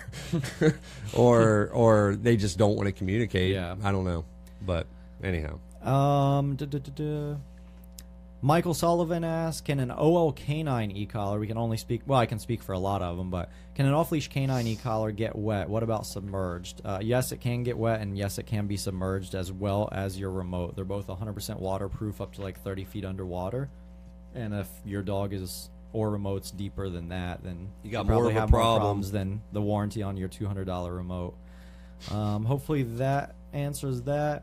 Linda says, how do you feel about taking dogs to a dog park? They're shit, and I would Shit. never take a dog to a dog park. We actually just posted a video on this page, go back 3 or 4 days, and one of our trainers is training a dog outside of a dog park because we're against taking them inside dog parks, and while they're filming, a big dog fight breaks out, and it gets pretty nasty quick. As I always say, go to any big dog park in the U.S., sit there from the time it opens to the time it closes 7 days a week, and you'll see at least 3 or 4 dog fights break out. They're a horrible idea. I'd never take a dog to a dog park, and I don't feel like there's really any good that comes out of it. You guys?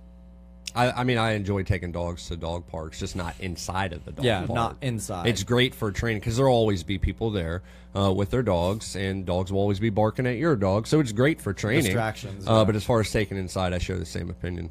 Yeah, for sure, same opinion. And it's funny because I've felt like I've been asked this question probably at least 4 times this week, and they're always so brokenhearted when you tell them the answer to that, which is I know. it's not the safe place for you, it's not the safe place for your dog. But again, if you actually sit there and ask them, you know, how many great interactions have you seen at the dog park, they usually can't tell you that many anyway. No. So I have a question to go off of that. How do you feel about like doggy daycares? A little bit better. Because they're supervised. Yeah, so, well, there's a few reasons I would say a dog daycare is better than a dog park. Because a dog park, and this is what people forget, a dog park, anyone can fucking walk their dog in. I could legit have a dog, insert any breed here, that's attacked 10 dogs and walk them into the LA dog park tomorrow and take them off leash and let them run.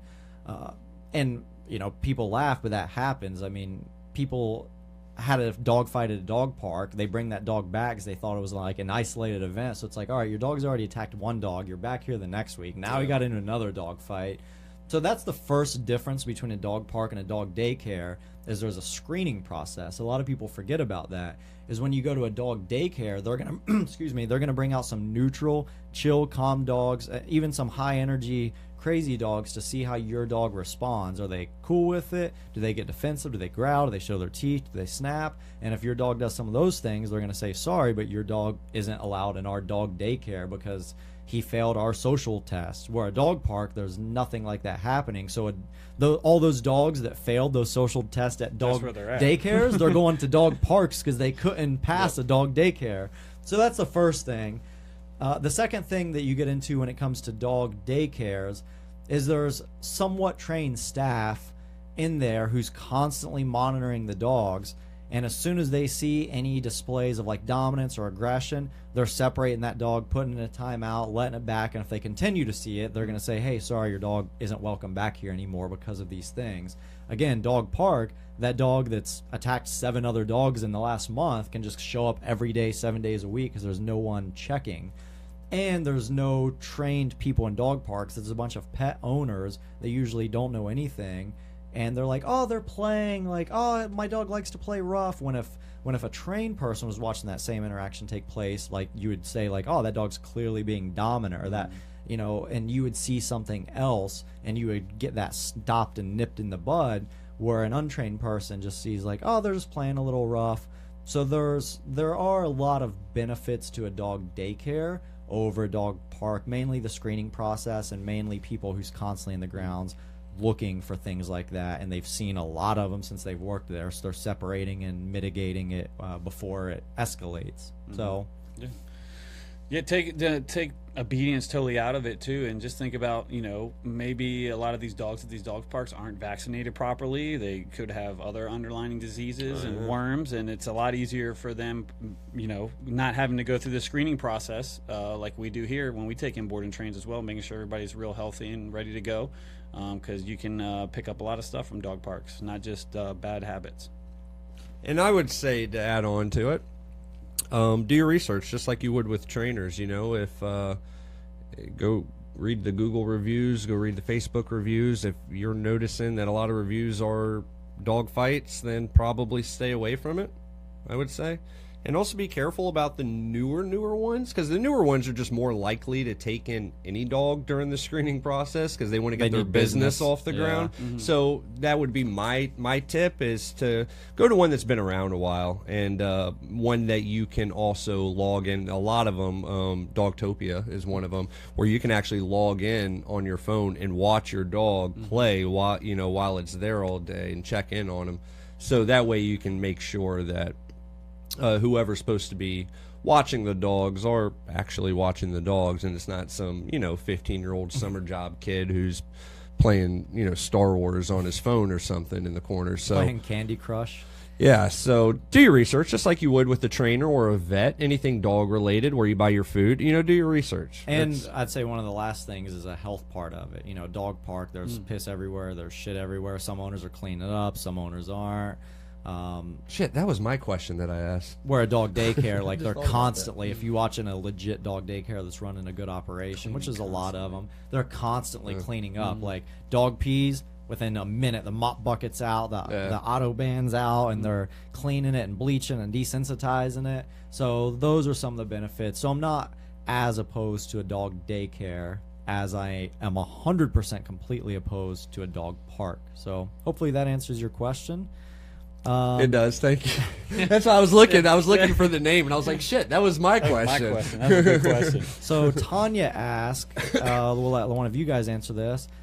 Our 5-month-old puppy constantly lunges and barks at us when we tell her no. Will she grow out of this? No. She's going to get worse. Shawn, go ahead. You got to get obedience training. Yeah. It's that simple. Yeah, obedience training. You yelling at your dog, smacking in the. I'm not saying you specifically, but I'm just saying anyone out there. If you shout at your dog, if you're potty trained and you shove his nose and his piss in the house to teach him that he's not supposed to do that, which is wrong. Hit him in the backside with a newspaper. All these things are things that your grandparents told you about, and it doesn't work. I promise you it doesn't work. Just go. You took in the responsibility to get a dog. You owe it to your dog to get him properly trained. That's all I'm going to say. Just like a kid, Yeah. Whether you homeschool them, you do in-home training yourself, or you take them to a professional, like teachers that's what they specialize in. I look at dogs the same way. It's like you owe it as a pet owner and as a dog owner and to your dog to do some basic formal training to help make your life easier, which in turn makes their life easier. As I always say, I've never seen an amazingly well-trained dog at an animal shelter, ever. I've never seen someone go to an animal shelter to drop off their dog, and they get out of their car and put their dog into an off-leash heel, and then they walk up to the counter and down their dog for 10 minutes while they fill out paperwork, and then place their dog to what I've literally never seen that. So I feel like if a lot of owners did training early on, we would have a lot less dogs in shelters and rescues, because most of the issues that dogs are in there for are literally basic fundamental training issues. So yeah, guys, don't wait for your dog to grow out of any behaviors, because it's not. It's not going to grow out of any of the behaviors. Take a proactive approach. Get the training done, and speedline that. Find a good trainer in your area, and I would recommend getting that nipped in the bud now before it progresses, and then it makes it harder to fix and get them through. Yep. Let's see, what else do we have here? I think I have one more here.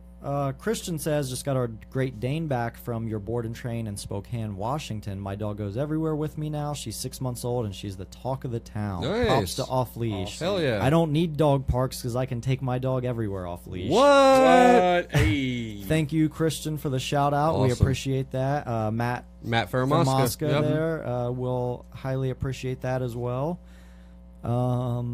Here's one from Channing. What's your opinion on muzzle training dogs for vet visits, transportation from kennel to house, etc.? I mean, my simple answer would be, if the dog, you did all the basic fundamental things from an early age, you would never have a need to have a muzzle on your dog. I mean, I've never needed a dog to be muzzled when I took him to the vet or someone watch him.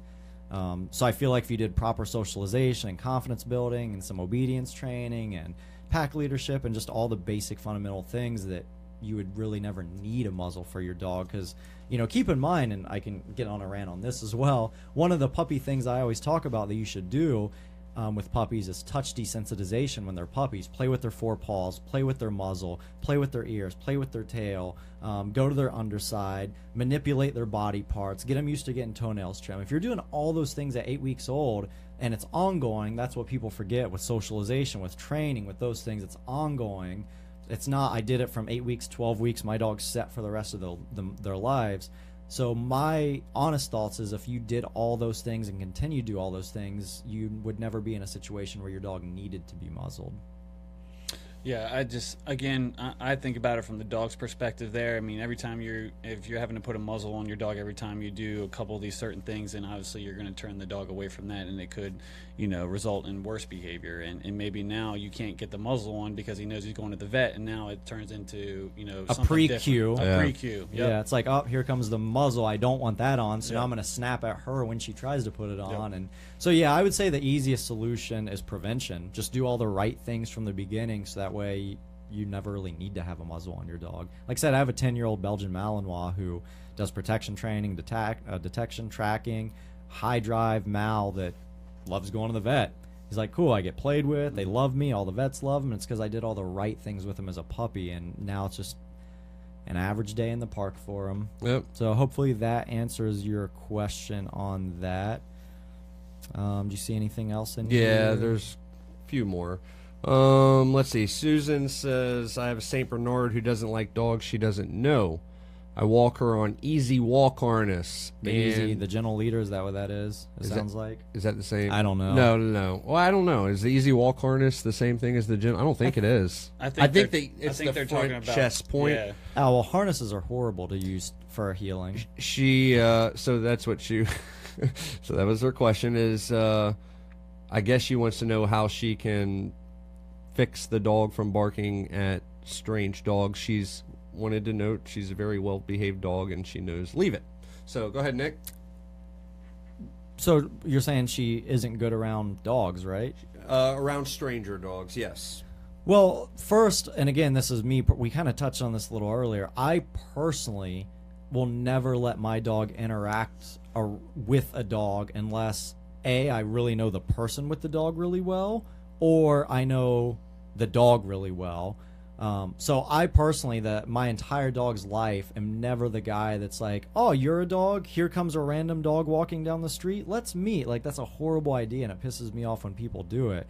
They're just, because people assume every dog is friendly. A lot of these dogs were out working because they have aggression with people. They have aggression with dogs, and we're making a conscious effort to keep them away from dogs. And you come along with your little happy-go-lucky dog and say, oh, look, Brady, here's a dog. And then you take your 78 feet flex lead and give them all of the lead to come running across the street to the dog. And our dog wants to kill him, or the dog we're working with starts reacting aggressively, and now you made us take a step back in training because we put him in a compromising situation instead of being able to work him through it properly. And so just my advice is don't be the asshole that assumes every dog's friendly and let your dog freely go up to other dogs just because they're another dog. The analogy I love to use to parents, I'm like, would you like for you to be walking with your 4-year-old down the streets of Fredericksburg or Northern Virginia or downtown DC, and I, just a stranger or Joe or Shawn, say, oh, holy shit, look at this cute 4-year-old, and I just run over and pick him up and start kissing him and swinging him around? No, of course you wouldn't, but everyone feels like it's okay to do that with their dog, and it's mind-boggling to me that that's the way the world is these days. Go to a shelter, I promise you, they're going to let you pet a bunch of dogs if that's go to kind a of shelter your if thing. you want to pet dogs, or if you want to interact with a bunch of random strange dogs that you don't know anything about. Take your dog inside of a dog park. If you're someone that just loves letting your dog interact with random stranger dogs that you've met on the streets, go to a dog park and you can have as many fights as you want. But so that's my advice on that is don't let your dog interact with dogs unless they're known stable, confident, good-nerved, well-balanced dogs. And if your dog's the problem, then have your dog muzzled around those dogs. That way they can learn to proper play and social and interact and physical cues and things like that from stable, confident, good-nerved, well-balanced dogs, and not just random stranger dogs that you thought was cute, so you let the 90-feet flexi go over to them. So, love those 90-foot flexes. It's one of my biggest pet peeves in the world of dogs is everyone assuming that their strange dog should come play with my strange dog. Yeah. Jessica McKinney has a question. Do you think getting pet sitting in your home is better than boarding your dog? Oh, you mean like permanent, like keeping, like they're leaving for a week, having someone come in? Yeah, of course. I definitely would say that's a better option, assuming you know the person that's pet sitting, because your dog's in his natural environment. Any trainer will deal with this at some point. Is some dogs, when they're in like a new boarding situation, they're in a new environment, new people, new noises, new place. Like all these things are new. I know you guys have seen this, so they may not eat for the first couple days because they're just nerved. Like it's kind of like boot camp. When I was in Marine Corps boot camp, like, you know, guys are just doing weird shit they would never do. They're like, I'm just laying low, trying to figure out how all this new system I'm not used to works. So dogs can do the same thing. Some dogs are completely fine with it, but I would say yes, in general, it would be better to have a known person come over and do pet sitting, so the dog's in their environment. Nothing's really changing that much. Their routine, they're getting up in the morning, they're going in their backyard. So my answer would be yes. In general, I would say it's better for your dog to do an in-home sitting than like a exterior boarding somewhere. Shawn? Yeah, I get asked this a lot. From a training aspect, of course, if you have someone that is familiar with the e-collar, it's going to be more beneficial because the dog is actually going to be using the e-collar while you're boarding or you're out of town. I get asked all the time about boarding dogs that I train, and of course the clients would like to board with us because they know that their dogs are going to be using the e-collar and use the training throughout the process versus going to take your dog to a boarding facility, picks up bad habits. Also, like Nick said, strange environment, having to figure out how the whole thing works. It's basically like a 51st dates thing, all over again. And then they have to get back situated back at home. They're happy to be there, so they might be acting a little out of whack there. So then, yeah, of course, having someone come to your home where everything's normal and nothing's really changing is always way, way better for the dog.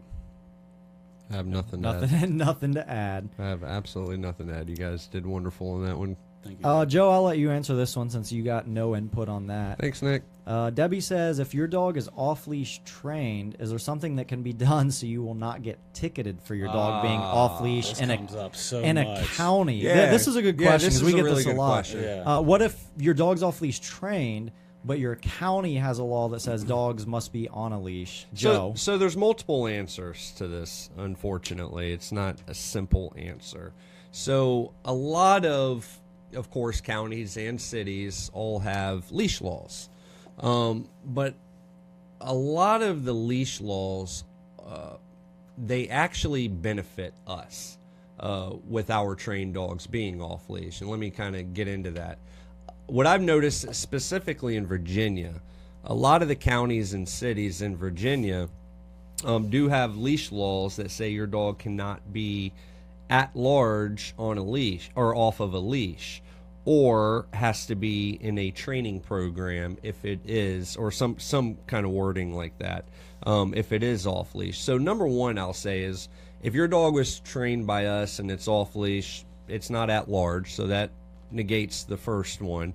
And number two, even if your dog has already graduated one of our programs, what I would say is that they're always in training. Always. Anytime you walk out of the house with that dog, or even if you're in the house, they're always in training.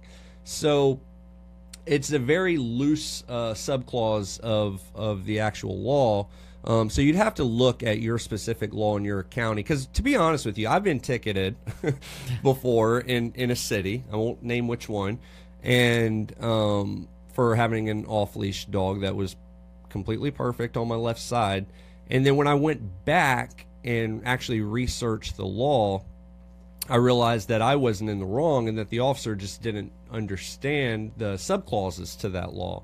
So no fault to his own. I mean, it's... Well, kind of, because if you're a cop, you should know the Well, I mean, you law. shouldn't ticket me for sure. You should at least... I would say fault of your own if you're a law Yeah. enforcement and you don't know the law. That's why it's law enforcement. You need to know the laws you're supposed to enforce. I'm just trying not to get pulled over on the way home tonight, so... Nick knows a guy. But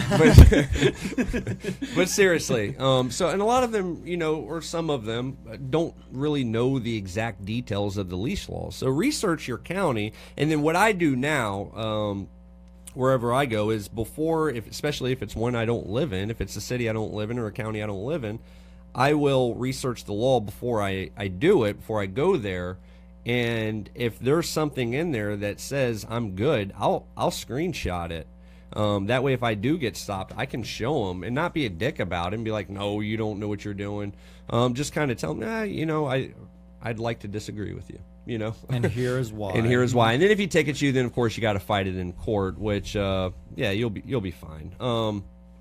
I can't advocate if the laws are completely strict and say no off-leash dogs, period, in this county. I can't advocate for you to take your dog off-leash. Yeah, I mean, in a public area. Yeah, no training supersedes the law at the end of the day. I mean, you know, if I'm a professional driver, like I'm a NASCAR driver, and the Virginia State Trooper says the speed limit on the highway is 65, well, I can't go 120 just because I'm a professional and I have training. So no training supersedes the law, but again, kind of like speeding and things like that, it's one of those things where you just have to stick to the law, but, you know, pick and choose your battles wisely at the same time. Yeah. And they're county controlled, you know, like that's one of my favorite things when people's like, oh, the state has a leash law, and I'm like, well, no, they don't. It's not a state law. Mm-hmm.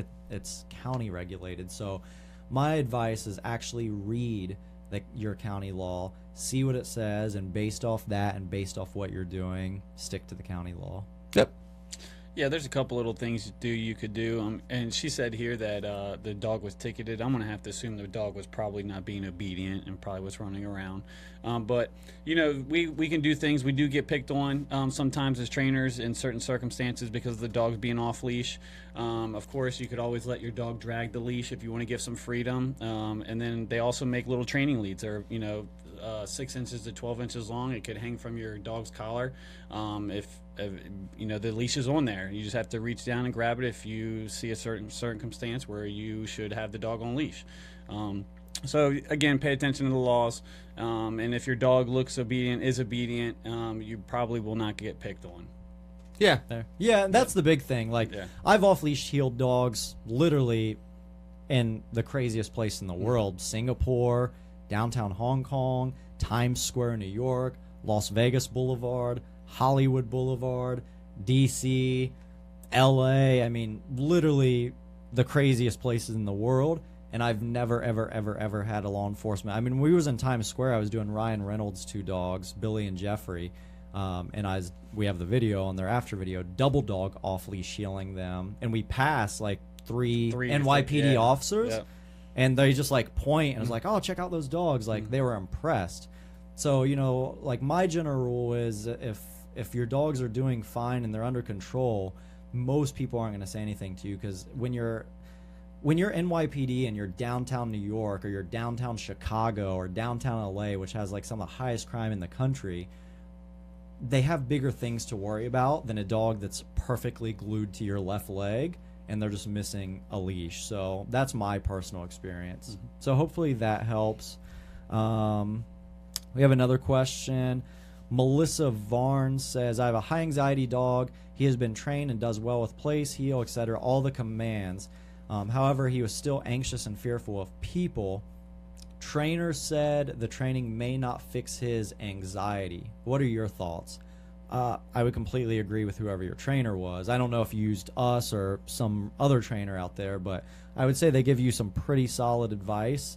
A lot of trainers do what I call like the bait and switch. They're like, yeah, we can fix that aggression, we can fix that anxiety, just sign up. Where I tell people exactly what your trainer did is we can help make it more controllable. You can place them, you can down them. Normally maybe where your high anxiety dog would have picked flight, that have took off to run away from the situation, now they'll stay stable on a command. But yeah, there, and again, that's what we talked about earlier, fixability versus manageability. There's some things that you can better manage, there's some things you can fix, but not all things you can fix, and you can just do things to help better manage that. The work's never done. The dog's always learning. Yeah, it's ongoing. I mean, as a trainer, we give you the tools to push the dog that much further, and work with your dog and enjoy the time that you spend together and learning new tasks, new items, and getting more confidence as the owner and as the dog. I agree. Chris Waterman says, I used Robert and Tank in Virginia for one session, and Shawn here on the show, I brought my nervy doodle to the pet expo, and he was perfect. Good job, Shawn. Good job, Robert Shawn. and Tank. That's why we let him out of the closet today. Yeah, there you go. But back in next week, guys. Jessica McKinney says, this is a good question. I'll let one of you guys answer this. What are your thoughts on should good dogs be kenneled or crated when you are away from the home? Meaning the dog has never had any issues with chewing, marking, pooping, etc. in the home. Yes. As Nick White says, it's a good dog until it's not a good dog. So, people ask me consistently after the training, can we leave our dog out in the house now? And I said, you can, but eventually that dog's going to be a dog. The dog's going to be bored. The dog's going to have a bad day, and something's going to happen. So if it's worth the trade-off, that's what I was going to say is if you feel like the possible worst-case scenario is not as strong as just letting your dog have free run in the house, and I would say, yeah, it's your dog.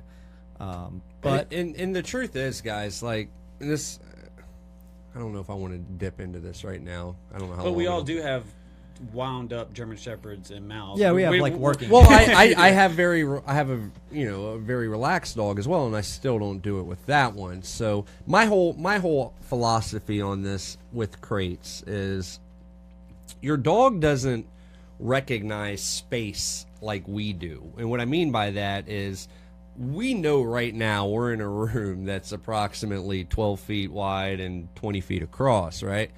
And we know that if we walk out that door, that we can eventually go out the next door, and that'll take us outside, and we get in our vehicles, and we can go home. Dogs, when they're in the house, if you just give them free roam, they're still enclosed, right? They're still technically caged. So, and odds are, when you go to work, your dog's going to pick one or two spots that it's going to spend. If it's a chill, cool dog, it's going to pick one or two spots in the entire house and go lay down for most of the day. Now, do you really want to take the chance of him going from one spot to the second spot and happening to pick up something that he probably shouldn't? Maybe he left it out by accident and him eating it and dying. Just for your benefit you to feel alone, better. For you to think that I'm a good dog owner because I didn't put my dog in a crate today while I was at work. So kind of think about that in your head. Like the dogs are enclosed no matter what, whether you have them in a crate where they're safe or you have them free roam in the house. It's not like he's running laps in the house. He doesn't have complete freedom to where he can just walk out the door and go to the bathroom and go walk the neighborhood and come back in and eat lunch. That he's still enclosed. So just remember that it is for your benefit only. It is not for your dog's benefit. If it was for your dog's benefit, he or she would be in a crate. So obviously we're all sitting at this table, huge advocates. Again, we all have dogs, personal dogs that are very well trained, and every single one of those dogs are in a crate when we're not with them. So, agreed. This is a good question because I've actually got this before. Not quite sure how to say the name. Anki Smith. Sorry if I butchered that. I think it's Anka. Anka. It sounds German. Ooh, that sounds more legit. German. Yeah, I told you I was going to butcher it. How can I react on a hiking trail when encountering other hikers whose dogs are off leash and running up to my pup? Anka, if that's how you say it. Those are the assholes I was talking about earlier on the show. The ones that just assume every dog's friendly and every dog's loving and playful, and they just let their dogs run chaotically wherever they want. At large. Yeah, they let their dogs run at large wherever they want. And what I always tell people is, because people will ask me that before, like, all right, well, say I have my dog like off leash heeling or on leash heeling. What do I do if another dog comes up to? I'm like, well, you paid us for training to control your dog. I can't control what everyone else's dogs do, or if someone lets the 80-foot flex lead go and run up to your dog on the hiking trail. What I would suggest is try to be as free-moving and fluid if your dog's on a leash with the leash as possible. So again, hopefully the dogs can properly communicate using body language, because you're not restricting their ability to properly communicate with the leash. And really, I mean, or move your dog off the trail if that's a possibility. Just move them off the path. But that's really all you can do, is try to let your dog have as much freedom as possible to move and communicate with that dog. And hopefully that dog is a good, stable, solid dog that recklessly the owners let run up to other dogs off leash. So hopefully that answers your question. Jessica says, we usually do kennel, but people think I'm mean. Those people don't know what they're talking about, Jessica. That's my answer. Tell those people you may be mean, but at least you're educated. So now, I mean, it's just true. You know, like, no one tells a mom that they're mean for putting their baby in a crib 8 hours plus a day. I mean, if you think about it, when you're sleeping as a mom, your kid's in a crib, aka a crate for a human, a crate for a baby, 8 hours while you're sleeping. Then when you shower, the baby's in the crib. Then when you take a nap, the baby's in the crib. Then when you're doing laundry and cooking and washing dishes and all that, and you can't supervise your 1-year-old baby to prevent them from drinking bleach and putting their fingers in light sockets, you put them in the crib. So, you know, that's the way I always like to look at it, is a crib is just a crate for a human. And no one thinks twice about putting their baby in a crib nonstop when they can't supervise them when they're sleeping. But everyone thinks twice about putting their puppy in a crate for some odd, crazy, anthropomorphic reason. So hopefully that helps. Everybody's talking about kennels. We'll do a topic on kennels and crates, like different types of crates and the benefits to ones next week. So that'll be a good podcast we'll do next week on crates. So yeah, I like that. A lot of so tune in next week. Jim, we'll do a couple more questions, and then we're going to wrap it up for the day. Jim says, I have 2 litter mates. It's already starting off good, Jim. Jim says, I have 2 litter mates, Doberman sisters, who are crate trained. Right now, they sleep in the same crate because they want to. I originally bought 2 large crates. When we brought them home, they whined until I opened the doors and one walked in the other's crates. They laid next to each other, and they went to sleep peacefully and happily ever after, because they never have any separate... No, that's not his comment anymore. Should they be crated separately or together? Shawn, start us off on this, because this is going to be a fun one. Yeah, I'm going to let you get to your rant. So, I mean, right away, you know...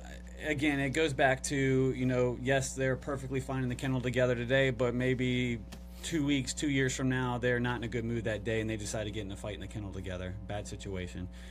So, you know, again, you know, it's the alternative, you thinking that they're happy in the kennel together versus them being safely in 2 separate kennels together, worth the trade-off for possibly one day, you know, something happening there. And again, the litter mates thing, I mean, I have brothers, and for sure, if you locked me in a box with my brothers for more than a couple hours at a time, someone's going to get upset. So, again, just putting yourself in a situation and the dog's in a situation where you know everything is controlled.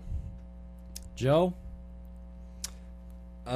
Just because we're running out of time here, I'm going to say, one, go back and watch episode 1, please, or listen to it.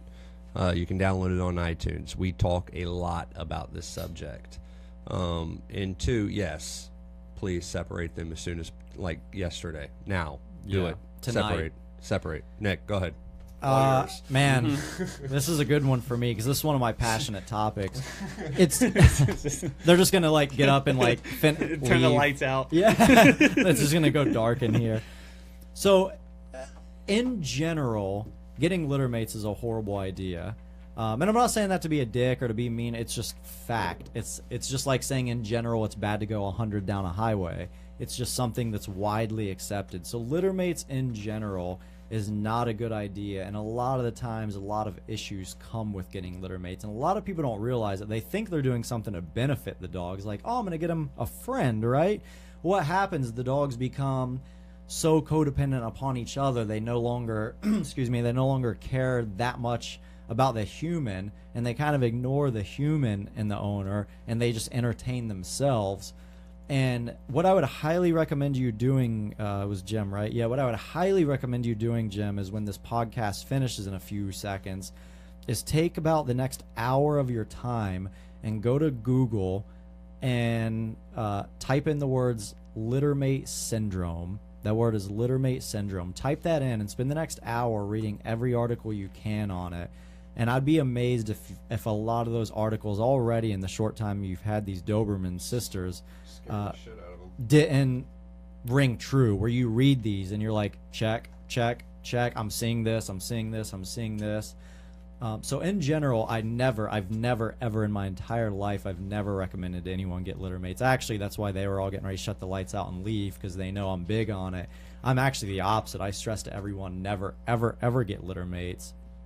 I'm trying to think of a situation where I've seen that it's worked out amazingly well.